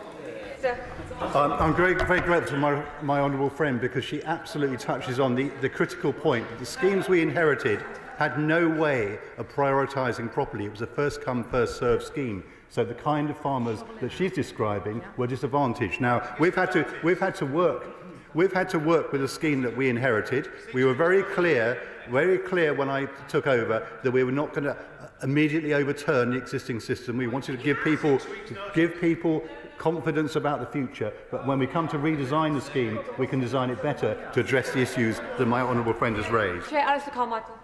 Thank you, Madam Deputy Speaker. I note the Minister's complaint that he inherited an uncapped budget. Can he tell the House, is this something that he just noticed on Monday, that he had to close the scheme without warning on Tuesday? On the 14th of January, the Director General from his department in charge of food, biosecurity and trade told my select committee, "I do not think we can expect that every single farm will be viable, but if we are talking about 92–93% having the opportunity of productivity improvements, that's what we are aiming for." In other words, the government's aim is to lose 7 to 8% of our farms. What will that figure be after today's announcements? Well, I'm always grateful for questions from the right honourable gentleman who chairs the Select Committee. Those figures on future farm viability, of course, go all the way back to the Agriculture Act, where there was a serious attempt made to assess future farm viability. Now, this is why the Secretary of State and I are so determined that we absolutely address those problems around farm viability. They're not going to be supported forever by the public purse. We know that. So it's very important that we address all those range of issues, but I'm very happy to have a further conversation with him. Sam Rushworth. shares with me a wish to see a bit more humility from the party opposite, given their failure to get the agricultural budget out of the door. But I would ask the Minister to please, if I could hear myself think a moment, Madam Deputy Speaker, if I could hear myself think, I would ask the Minister to ensure that every penny in SFI arrangements will be paid to farmers, but also that those who've already applied and who are eligible will have their applications taken forward. I thank my honourable friend. I very much enjoyed visiting his constituency and talking to farmers there about these issues, and I can actually absolutely give him that commitment. Wendy Morton. Thank you, Madam Deputy Speaker. For those who have farming businesses, how does the Minister expect them to plan for the future when he sneaks an announcement out, like his department did last night, despite a message on his website saying we would give you 6 weeks' notice of any closure? What does he have against our farmers and against our food producers? Well, the only thing I've got anything against is the previous government who set this scheme up in the first place and set it up in a way in which in 22, SFI 22 was closed in exactly the same way, SFI 23 was closed in exactly the same way, SFI 24 is only different in one sense, in that it is now oversubscribed rather than undersubscribed, and as a consequence, it would not have been possible to give notice because it would have led to a further spike in applications. Thank you, Madam Deputy Speaker. As the Minister has just alluded, it's called SFI 24. Might that be a clue in the title, and therefore it's perhaps less surprising than people are saying, given that it's now 2025? Well, I'm grateful to my honourable friend, and she makes a very sensible point, which is that we saw a succession of schemes announced by the previous government. What I want to get to is a scheme that will work for the long term. And she's absolutely right that I'm afraid the way it was set up by the previous government, it was first come, first served.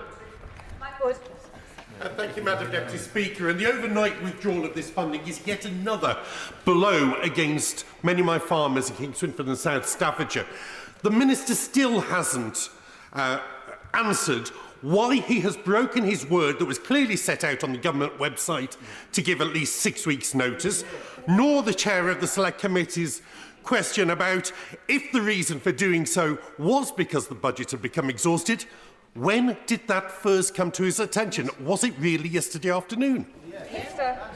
Well, it first came to my attention 5 years ago during the passage of the Agriculture Act when I warned exactly that this would happen, because if you move from a basic payment system where everyone has an entitlement to a system that is based on bidding, this is what happens. So perhaps he should have woken up 5 years ago. Cat Smith.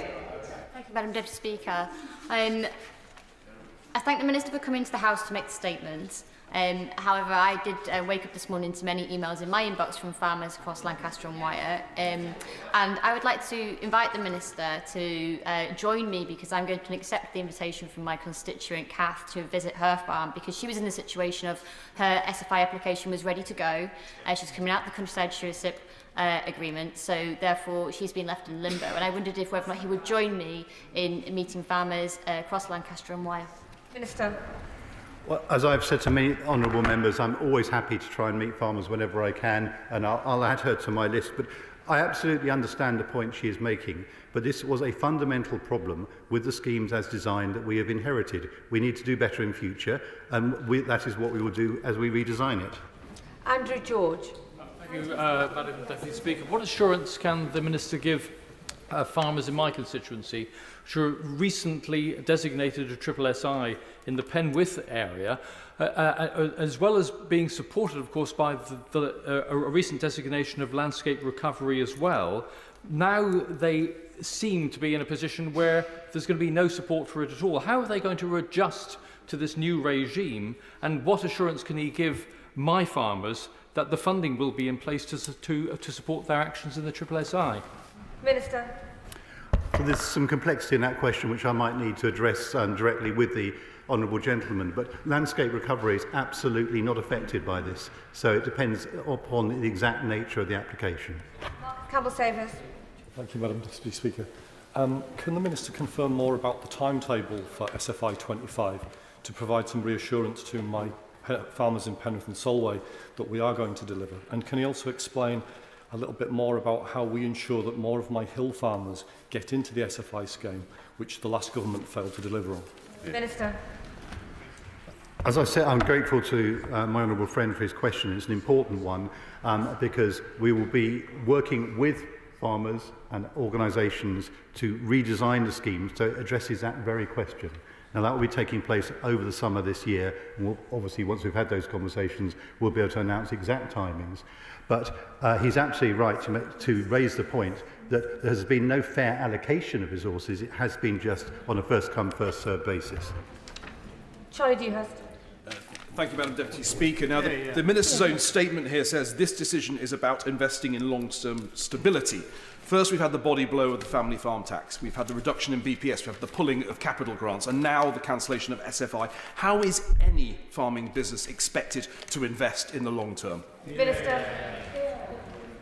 The honourable gentleman is a sensible person who we've had many discussions with him over the years. When he says pulled, what he means is the budget was completed. And it's exactly the same in this case. And I do think it's important that honourable members opposite understand that you can't spend the same money twice. Now, they lived in a world of cakeism. We don't.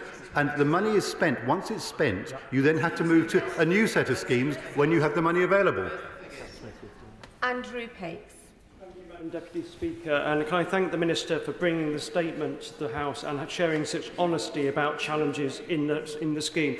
Can I urge the Minister not to take any lectures from the party opposite, who oversaw a chaos in DEFRA and a £300 million underspend, a shameful reckon? And can I ask the Minister if he can assure the House and outline details to ensure that future schemes gets the money out the door, gets it into farmers' pockets and stops the waste and bureaucracy we've seen under the previous government in DEFRA. My honourable friend is absolutely right. I'm afraid I was genuinely dismayed by what I found when I came into the department, perhaps not entirely surprised, but we have spent the last 6 or 7 months trying to get control of this, because if you have a scheme which is not capped, not managed, no budgetary control, then you have a problem. The figure's £5 billion overall, the biggest amount for farming that we've had. We're going to make sure the money gets out to farmers. Sarah Dyke.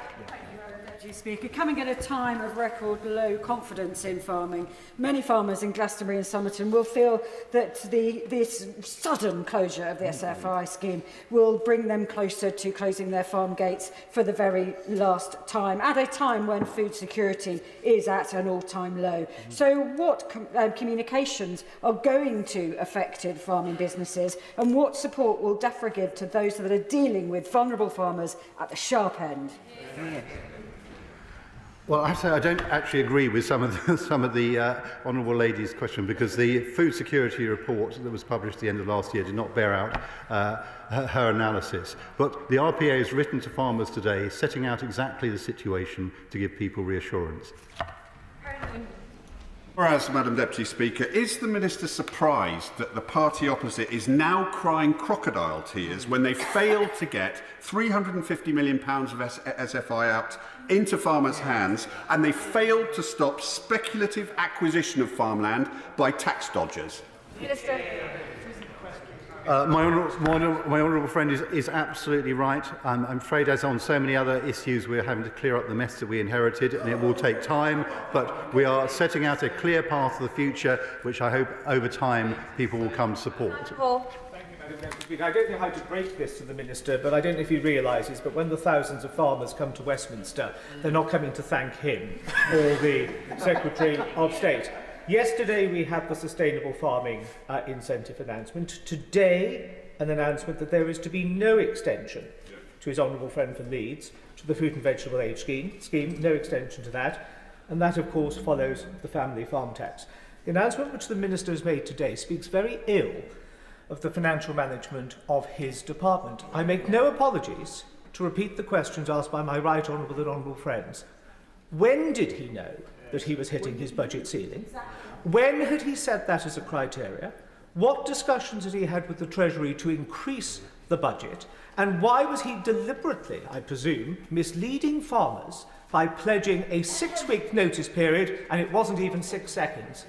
Just before the Minister responds, the honourable member, he knows that he cannot use the term deliberately misleading, so I'll ask him to withdraw that statement. Inadvertently misleading. Inadvertently misleading. No. Minister. Thank you, Madam Deputy Speaker. I will take the honourable gentleman back to the origins of this debate. When we moved from basic payments to these schemes, it was always the case that there were going to be a point where the budget was spent. So we've known it for 5 years. We've known it for 5 years. That would. Terry Jeremy. Thank you very much, Madam Deputy Speaker. Having spent several weeks and months encouraging farmers to access this scheme, naturally I'm disappointed with the closure and hope that there will be a replacement in short order. But the fact that I can find so many farmers in my constituency and elsewhere that weren't accessing this scheme, is that not evidence of the party opposite failing farmers over so many years? Well, I thank my honourable friend for his question. Actually, of course, the thing is that many farmers are now in these schemes and benefiting from them, and also we're getting the environmental benefits that the whole process of transition away from basic payments to the environmental land management schemes was designed to achieve. So let me pay some credit to the party opposite. They set this train in motion, essentially. But what they didn't do was set up the schemes in a way that could properly be managed, and that is what we are now doing. Ellie Childs. Thank you, Madam Deputy Speaker. Yesterday, this government pulled the rug out from underneath thousands of farmers by cancelling the SFI with zero notice, shamefully, despite saying that they would give 6 weeks, but without putting in place anything to support farmers going into the future. My inbox this morning is full of emails from multiple farmers despairing, who were on the point of submitting an application, had no way of planning for this, and now are utterly left in the lurch. How does the Minister expect the UK to make that vital transition to nature-friendly farming, boosting UK food production, if this is how they treat farmers? Well, absolutely astonished at the honourable lady's contribution. She should be celebrating the fact that so many farmers are now farming in an environmentally sensitive way. And I'd invite her to help us make sure that in future these schemes work better. But this is actually a cause for celebration about the benefits of these environmental land management schemes. Chris Hinchcliffe. Madam Deputy Speaker, I've also been contacted by concerned and impacted farmers in North East Hertfordshire. Can the Minister assure me that the revamped SFI alluded to will allow farmers to plan seasons ahead over the remainder of this Parliament as they need to? Minister. I'm grateful to my honourable friend for his question. Quite clearly, over the last 5 years, we have all known that this was a transition that was happening. There was always going to be a point in this transition when we moved from basic payments to environmental land management schemes where it would be down to people applying for these schemes. So I understand my honourable friend's concerns. What I would encourage farmers to do is apply early in these schemes. It was a first-come, first-served scheme before. In the future, we'll try and make sure there's a better process for allocating, but that's the system we inherited. Adam Dance. One of the key messages from farmers at my forum I held in my constituency, Yeovil, was that they have lost trust in this government and investing in sustainable farming. Does the Minister, recognising ending SFI with no warning has only worsened the loss of trust? And what plans does the government have to restore Yeovil's farmers' confidence in this government? Well, I hear the honourable gentleman's question, but I would say that the fact that we've got so many people in agreements, so much land actually being farmed within these agreements, shows that many people in this country have absolute confidence in what we're doing. Thank you, Madam Deputy Speaker. How on earth does the Minister correlate saying in his statement he wants to work with the sector when last night the government gave 30 minutes, just 30 minutes notice to the NFU, the sector, of this shameful cut to the SFI budget? What does that actually say about DEFRA's previous commitment to transparency, cooperation and co-design? Minister. Well, again, I'd say to the honourable gentleman that this has been a process going on for 5 years now, and that perhaps he should have looked a bit more closely at what was about to happen. Carla Lockhart. Thank you, Deputy Speaker. Minister, trust between farmers and this government is well and truly broken. Farmers feel betrayed, let down, and many are at breaking point. The closure of the SFI is a bitter and I believe a calculated blow on top of the family farm tax grab, and it will be the final straw for many British farmers, the people who feed us. How can the Minister justify sending over £500 million to farms in Africa, Asia and South America and stripping support for our own homegrown farmers? Well, I'm grateful to the Honourable Lady for her question, but I would just point out this is a scheme that relates to England, and the different devolved governments have different schemes. But in terms of the question about international aid, I would say that the key thing for us is to make sure that we support our farmers here, which is why we're spending a record £5 billion on farming over the next 2 years. Martin Vickers. The one thing in the Minister's statement that farmers in my Brigg-in-Immingham constituency would agree with is that they are not making enough money. When I hope the Minister takes up the Father of the House's invitation to visit Lincolnshire, will he agree to meet face-to-face with my farmers and explain to them exactly what his government are doing to increase their profitability? Well, I'm grateful to the honourable gentleman. We've had many exchanges across the chamber over the years. I'd be very happy to speak to his farmers and particularly talk to him about the work we're doing on supply chain fairness, which is very important to people. Helen Morgan. Thank you very much, Madam Deputy Speaker. Farmers in North Shropshire are really keen to improve the environment and farm in a friendly way, but they're also running businesses and they need to plan. There are farmers in my constituency who are hoping to apply for grants to raise the water table in peat soil areas. Those grants hadn't even opened, that's why they hadn't applied, and now the opportunity's gone. Can you tell us what it's going to do to enable farmers to plan and what the replacement scheme is going to look like? Well, the Honourable Lady raises an important question. SFI is only one part of the set of schemes that the Department has to work with farmers on nature restoration, and my colleague is just telling me we're £300 million available for peat restoration, so there are other schemes available. Dr Luke Evans. No notice and the scheme immediately closed. The Minister says it's full, it's complete. When did he know this, and why didn't he tell the farmers it was going to happen? Exactly. I think there's still a misunderstanding about how these schemes work. If you have a first-come, first-served scheme, and people have known for weeks and weeks and weeks, months, that it would be full at some point. So there comes a point where you have to make a decision, and if you are working within your budgets properly, you can hardly say a week or two before that suddenly it's going to close, because you then get a spike in applications. It's like a run on a bank. I'm afraid, basically, when the scheme is finished, it's finished. Ross Savage. Thank you, Madam Deputy Speaker. Nature and food, farming and farmers are the absolute foundation of British life in every sense, and this change is deeply regrettable.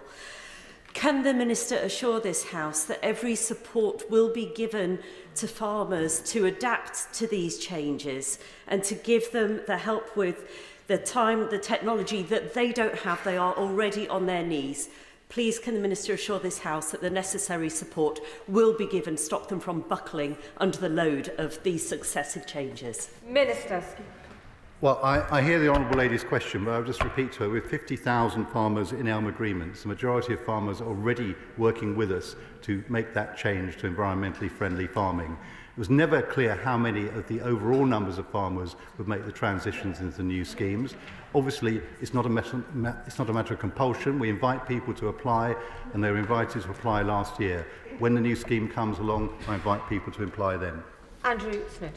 Thank you very much, Madam Deputy Speaker. The Minister is here, ducking and dodging questions like a Poundland Alistair Campbell at the minute. He started out with "we knew 5 years ago," then just very quickly it turned to just weeks ago.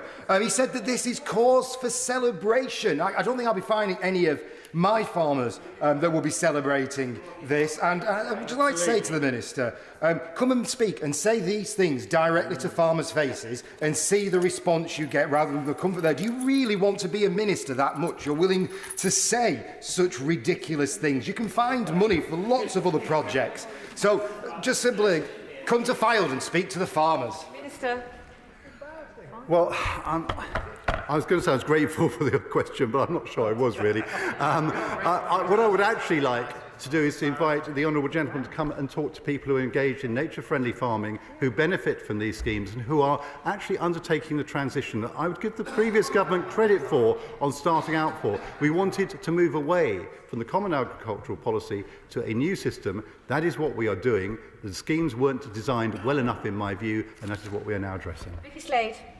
Madam Deputy Speaker, I was contacted by the Great Big Dorset Hedge Initiative 3 weeks ago, who told me that capital grants under SFI had already been frozen. Can the Minister confirm when the decision to close was actually made, whether applications submitted will be granted and how long they'll have to wait? And as farmers are already obliged to improve hedges with more than 10% gaps under their agreements, how will they access funding to do so to enable their existing funding to be maintained? Minister. Well, the Honourable Lady raises an important set of points there. We now have 75,000 kilometres of hedgerow within these schemes. The basic point is that we have a fixed budget, and just as with the capital grants, when they're spent, they're spent. There will be another set of grants available in the future, and I'd invite her constituents to apply at that point. But what we cannot get away from is there is not an endless supply of money, and we have to work within the budgets. Lewis. I understand the Minister's point that it's been known all along that at some point the fixed budget would be exhausted. A simple question for him. On which day were ministers first informed that that budget had been exhausted? Minister. Well, we made the decision yesterday because we reached that point. Caroline Warden. Thank you, Madam Deputy Speaker. It's beginning to feel a little bit like a game of top trumps between who can cause the most financial unpredictability to farmers, be it the botched ELMS rollout or cancelling this scheme at a moment's notice. We know that half of Britain's fruit and veg farmers expect to go out of business, and the Minister has said that he will support farmers to be profitable through fairer supply chains. So could the Minister explain to the House what that is going to look like? Minister. Well, I'm grateful to the Honourable Lady for that's a very big question. What I would point her to is the fair dealing clauses in the Agriculture Act, which were brought forward. Some of them in the dairy sector already. We're working at the pig sector soon. Basically, sector by sector, we're trying to sort out the improvements that are needed to get fairness through the supply chain. It's a very big, difficult, complicated question, but it's essential for the future. Geoffrey Clifton-Brown. The announcement sneaked out with no notice last night. The Minister will know, if he knows anything about farming, that farming takes months, if not years, to plan. Yeah. They had no notice of this. Will the Minister now tell us what is to replace it, when he's going to consult, and when it's likely to come into operation? Minister. I'm grateful for the question because it is what we will do is over the next few months, through the spending review, we'll be reviewing how we can improve the scheme to avoid the very quick point that he has just outlined, and that I'll be reporting back to the House later in the summer. Ben Maguire. Thank you, Madam Deputy Speaker. Having met with young farmers at Duchy College in North Cornwall last week, it's clear confidence in the farming sector is at an all-time low, with many looking for alternative careers. With the government's hammer blow to SFI payments on top of the family farm tax, what plans does the Minister have to incentivise young people to get into farming? Now they face a huge tax bill upon inheriting their family farm and will no longer be incentivised for environmental stewardship and sustainable farming.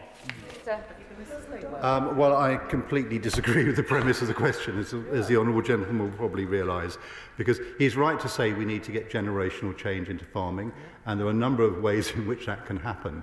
But no, I'm not laughing at it at all. It's a very, very serious point here. I am genuinely concerned about the future of the farming sector unless we get generational change. We'll be looking closely at how we can do that in future. But in terms of stability, having the £5 billion budget that we've secured was a very, very good first step. Ms. Brown-Fuller.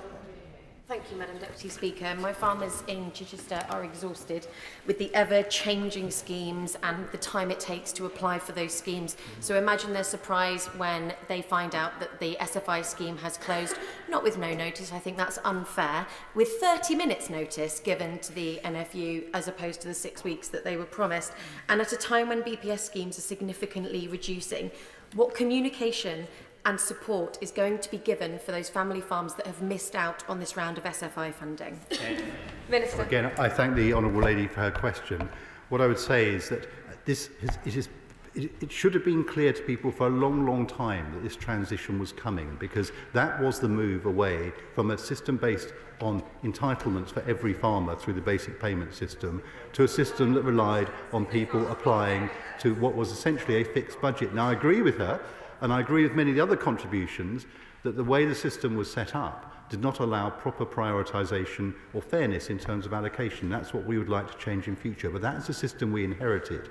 And I'm afraid that is where we are at the moment. But remember, the vast majority, or the majority certainly, are already in schemes. And for those that have not yet come forward, what I'd gently say for the future is the advice is probably for these kind of schemes, it's better to apply earlier rather than to wait. Jeff Ackroyd. The sudden completion of the SFI scheme will be a worry to many farmers and local people. I'm also very concerned by reports that the NFU were only given 30 minutes notice on such a huge change. Can the Minister assure my farmers that DEFRA will learn lessons from poor communication and lack of clarity that's plagued this scheme and other initiatives in the past to give them the confidence they need going forwards? Well, let me perhaps repeat the point. This is not about communication. If you've got a scheme which has got a fixed amount of money in it and you suddenly say it's going to close in 2 or 3 weeks, then you will get a surge in applications and you'll have to close it the same day. So that is a flaw in the way the scheme was designed originally. We want to do better in future. Danny Chambers. Thank you, Madam Deputy Speaker. International events have pushed national security right up the agenda, and I'm sure we've got cross-party acknowledgement that food security is a vital part of national security. Given the changing geopolitical situation now, has there been an impact assessment on changes to farming budgets like this removal of SFI and other stresses on farming budgets and cash flow on our food security? Well, the Honourable Gentleman makes an important point, and I would refer him back to the food security report that was published. But there's been no change to the amount of money available. The £5 billion budget is there. This is a discussion about who gets it. John Milne. Thank you, Madam Deputy Speaker. Can the Minister explain to my farmers in Horsham why he did not feel any need to have any consultation with any farming stakeholder in advance of this announcement? Minister. Well, again, I'd refer the Honourable Gentleman to the question I raised earlier. It's first come, first served scheme. If you start having a consultation, everybody applies that day and you have to shut it at that point. This is a flaw in the way the scheme was designed. Final question, Jim Shannon. Thank you, Madam Deputy Speaker. The Minister is much liked in this chamber, and we all know that. However, it is disappointing to hear of the pausing of a new application for sustainable farming incentives for farms in England. It is understandable, of course, that this would be seen as a betrayal to so many farmers. In Northern Ireland, agriculture support is different, but nonetheless, the central funding comes from this government centrally here. So can the Minister assure that funding for Northern Ireland farmers, which comes from here, will not be reduced or falter as a result of today's announcement, and steps will be taken to protect our agricultural industry and our farmers, which are the backbone of our economy? Thanks so much. Well, I thank the Honourable Gentleman for his kind words, and I suspect we shall renew our acquaintance in Westminster Hall this afternoon. But I can assure him that this announcement will make no difference to the funding arrangements for Northern Ireland.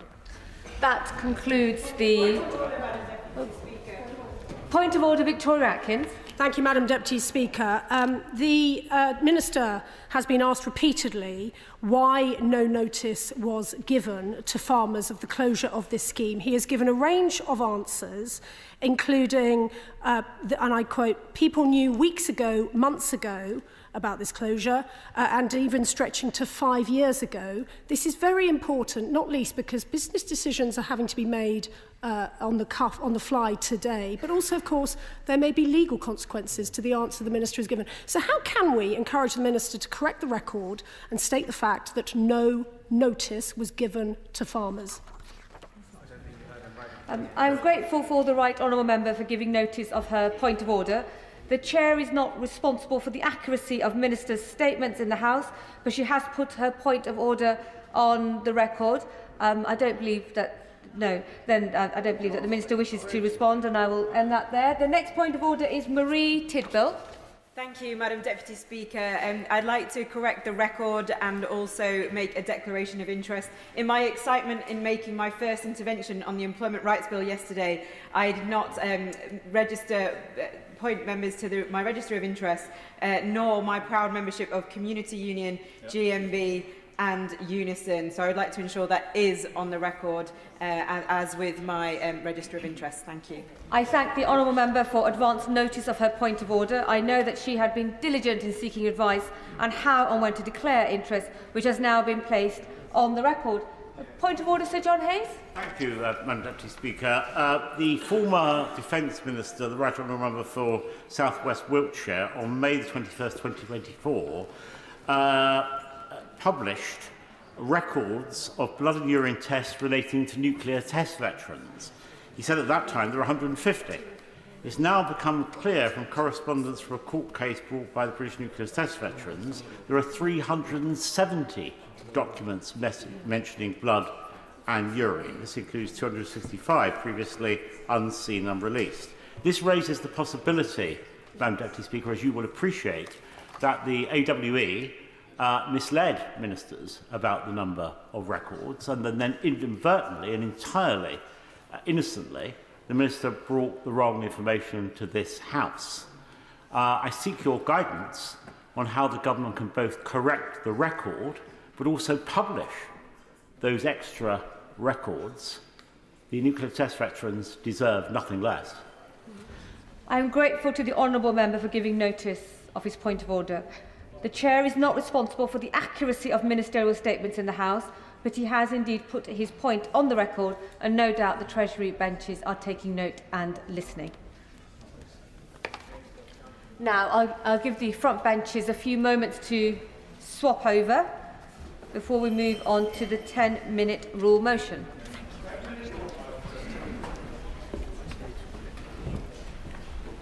10-minute rule motion, Liam Conlon.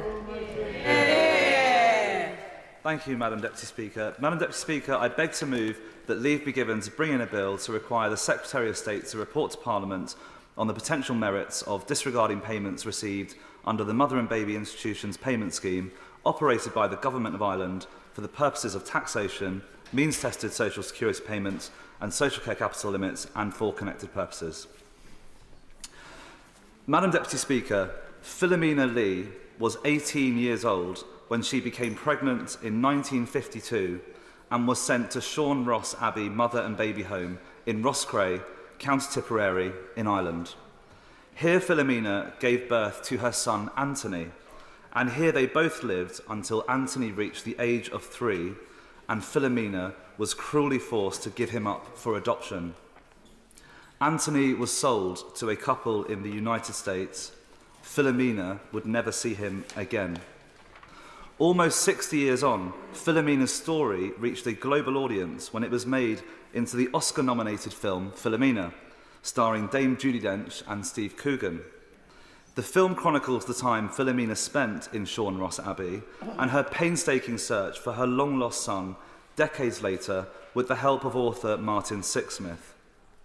I wish Filomena's story was an isolated one. Sadly, it is not. Filomena is one of tens of thousands of women and their infant children who spent time in mother and baby homes across Ireland for the perceived sin of becoming pregnant outside of marriage. The women were regularly used as unpaid labour, and infant mortality was alarmingly high. They experienced harsh conditions, mistreatment and abuse, both physical and psychological. In certain homes, women were routinely separated from their children, with some being adopted against the wishes or even knowledge of their mothers, as happened to Filomena Lee and her son Anthony. As a direct result of the abuse and trauma they experienced, many mother and baby home survivors moved to England. In some cases, they came here because they thought that disappearing from their home country was the only way to protect their families' reputations. And so for decades, thousands of survivors, including here in Britain, lived in secrecy and shame. It wasn't until 2021 they finally received an apology from the then Taoiseach Micheál Martin for what he described as a profound generational wrong visited upon Irish mothers and their children. This was followed by the Mother and Baby Institutions Payment Scheme, which opened to applications last March. The scheme represents a measure of accountability for what happened, recognising the lifelong impact that time spent in these institutions will have. It's an impact that will be felt in all corners of a survivor's life, from earning potential and financial security to physical and mental health and well-being. Ultimately, the scheme aims to acknowledge the suffering and improve the circumstances of former residents of mother and baby homes, which is why it is wrong that up to 13,000 survivors living here in Britain today risk losing their benefits if they accept this compensation. Under our current rules, any money accepted through this payment scheme would be considered savings and could see them lose mean-tested benefits and financial support for social care.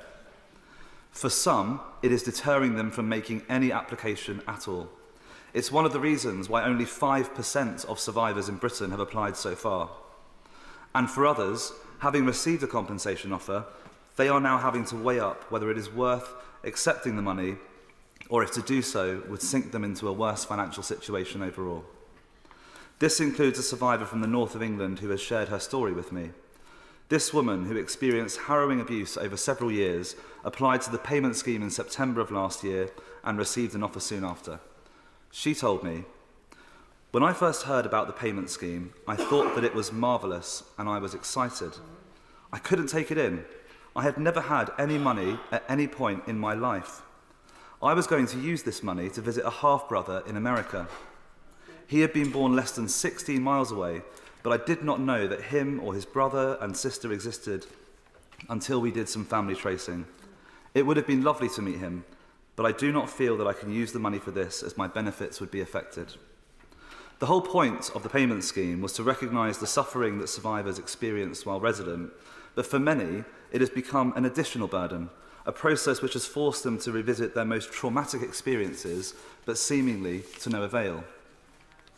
But fortunately, there is a solution, and it is a relatively simple one. The introduction of an indefinite capital disregard, which my bill is proposing, would remove any risk to an applicant's benefits. And there is also strong precedent for this, with the same arrangements having been applied to similar special compensation schemes in the recent past. They include those introduced for the victims of the 7/7 London bombings and payments made under the Windrush Compensation Scheme. Madam Deputy Speaker, before I conclude, I want to pay tribute to some of the many incredible organisations in Britain that continue to support mother and baby home survivors. This includes Rosa and the team at Irish in Britain, Sean and the team at the London Irish Centre in Camden, the Irish Cultural Centre in Hammersmith, the Freya Network, supporting the Irish community in Leeds, Manchester, Merseyside and beyond, Coventry Irish Society, Luton Irish Forum, Irish Network Stevenage and many more. And finally, I would like to pay tribute to mother and baby home survivors, here in Britain, in Ireland and elsewhere, who summoned the courage to share their personal experiences, to recount their most traumatic years in the name of justice. Their bravery not only secured the apology from the Irish government and subsequently brought about the payment scheme, but also, and perhaps more importantly, has contributed enormously to the hard and crucial work of dismantling the stigma and secrecy that has long been associated with time spent in mother and baby homes. This, of course, includes Filomena Lee, whose own story brought this injustice to a global audience, and I am delighted that Filomena's daughter Jane and her grandson Joshua are here in the chamber with us today. Madam Deputy Speaker, Ireland's mother and baby homes were cruel institutions. Over 7 decades, tens of thousands of Irish women were sent there for the perceived sin of becoming pregnant outside of marriage. They were subjected to the most horrific mistreatment and abuse, physical and psychological. Women were used as unpaid labour. They had their children forcibly adopted, sometimes overseas, never to be seen again. The women and children fortunate enough to leave the institutions often came here to Britain. They came here to escape the stigma and shame and build a new life. And there are more than 13,000 survivors living here today. Last year, the Irish government opened a long-awaited compensation scheme for those survivors. It is a small but important mark of accountability and redress for what happened to them. But thousands of survivors in Britain today cannot access this compensation without being penalised for it. If they do, they will lose any means-tested benefits or financial support for social care. Just as we did for the Windrush families, we must now change the law to ensure that compensation payments for victims and survivors are ring-fenced. This bill, Filomena's Law, named after the inspirational and courageous Filomena Lee, will achieve that. I am proud to bring it to the House today, and I hope in the months ahead we will see a change in the law so we can deliver justice for survivors and show them the kindness and respect they have so often been denied in life. Thank you. The question is, please be seated, Ms. Conlon. The question is that the honourable member has leave to bring in the bill. As many that opinion say aye? Aye. Many that opinion say aye? Aye. The contrary, no. The ayes have it. The ayes have it. Who will prepare and bring in the bill? Liam Conlon, Claire Hanna, Colm Eastwood, Deirdre Costigan, Lola McAvoy, Damien Egan, Uma Kamaran, Sarah Coombs, Helena Dollymore, Florence Eshalomi, Tom Rutland and Rachel Hopkins. Liam Conlon.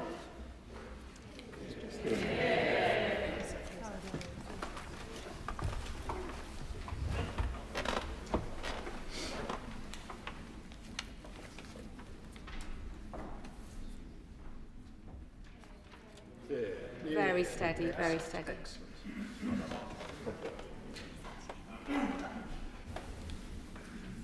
Thank you.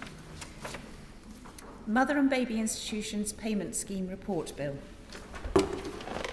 Second reading what day? Friday, 28th of March. Friday, the 28th of March.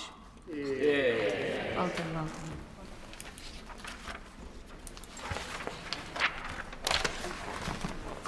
Front bench are shuffling over very quickly.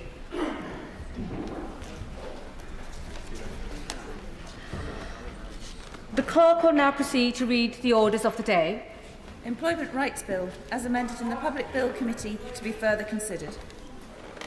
Now, we will begin with Clause 39, with which it will be convenient to consider new clauses, amendments and new schedules as listed on the selection paper for Day 2. I call the Minister to move new Clause 39. Minister Justin Madison. Thank you, Madam Deputy Speaker. I beg to move that the clause be read a second time. First of all, can I declare my register of interest, membership and financial interest in trade unions, as I have done throughout the passage of this bill?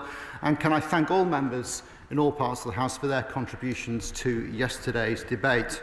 I look forward to another good debate today as we work together to ensure this bill works in practice for workers and businesses of all sizes across the whole country. Similar to yesterday, I will use my opening remarks to explain to the House the amendments put forward by the Government in parts 4 and 5 of the bill. The Government is moving a number of amendments which represent a significant step forward in modernising our industrial framework. Amendments to Clause 50 will strengthen the provisions of trade union access right. They will ensure the framework functions effectively and deliver on our commitment to modernise working practices. They will streamline access provisions by allowing a single CAC member to make a fast-track decision on whether access should take place. In making a decision about whether it is a single person or a panel who will consider the application, the CAC will be required to have regard to the complexity of the case, as well as whether the proposed terms of the agreement are model terms, various criteria which will be prescribed in secondary legislation following consultation. They will also clarify that supporting a worker is a legitimate purpose for access and provide a power to bring forward secondary legislation to make further provision as to how the CAC is to determine the level of penalty fines for non-compliance with access agreements. And it will expand access rights, enabling access agreements to cover communicating with workers in ways that don't involve entering premises, for example, connecting digitally using technology, therefore modernising our antiquated industrial relations framework.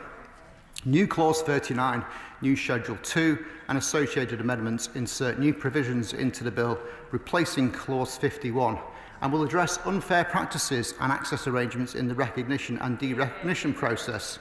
They will extend the application of unfair practice protections to the point at which the CAC accepts an application for recognition or derecognition and ensures employers cannot increase the size of the bargaining unit for the purposes of the recognition application after the application is made. This will end the deliberate gaming of the system that we have seen in recent years. It will also delete the second test for determining an unfair practice complaint, which currently requires the CAC to consider how an alleged unfair practice may have affected workers' votes in the recognition or derecognition ballot. It will extend the time limit in which unfair practices can be reported after the ballot closes to 5 working days. It will ensure that an employer cannot recognise a non-independent trade union after receiving a request for voluntary recognition from an independent trade union as a means of thwarting the independent trade union's subsequent application to the CAC for statutory recognition.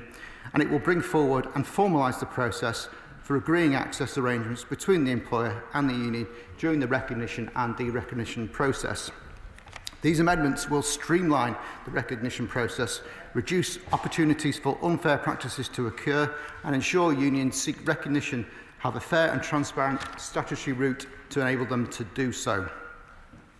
Today's amendments in terms of industrial action rules will reduce the costly, complex and bureaucratic requirements on unions in relation to industrial action and ballot notices, whilst ensuring that employers have the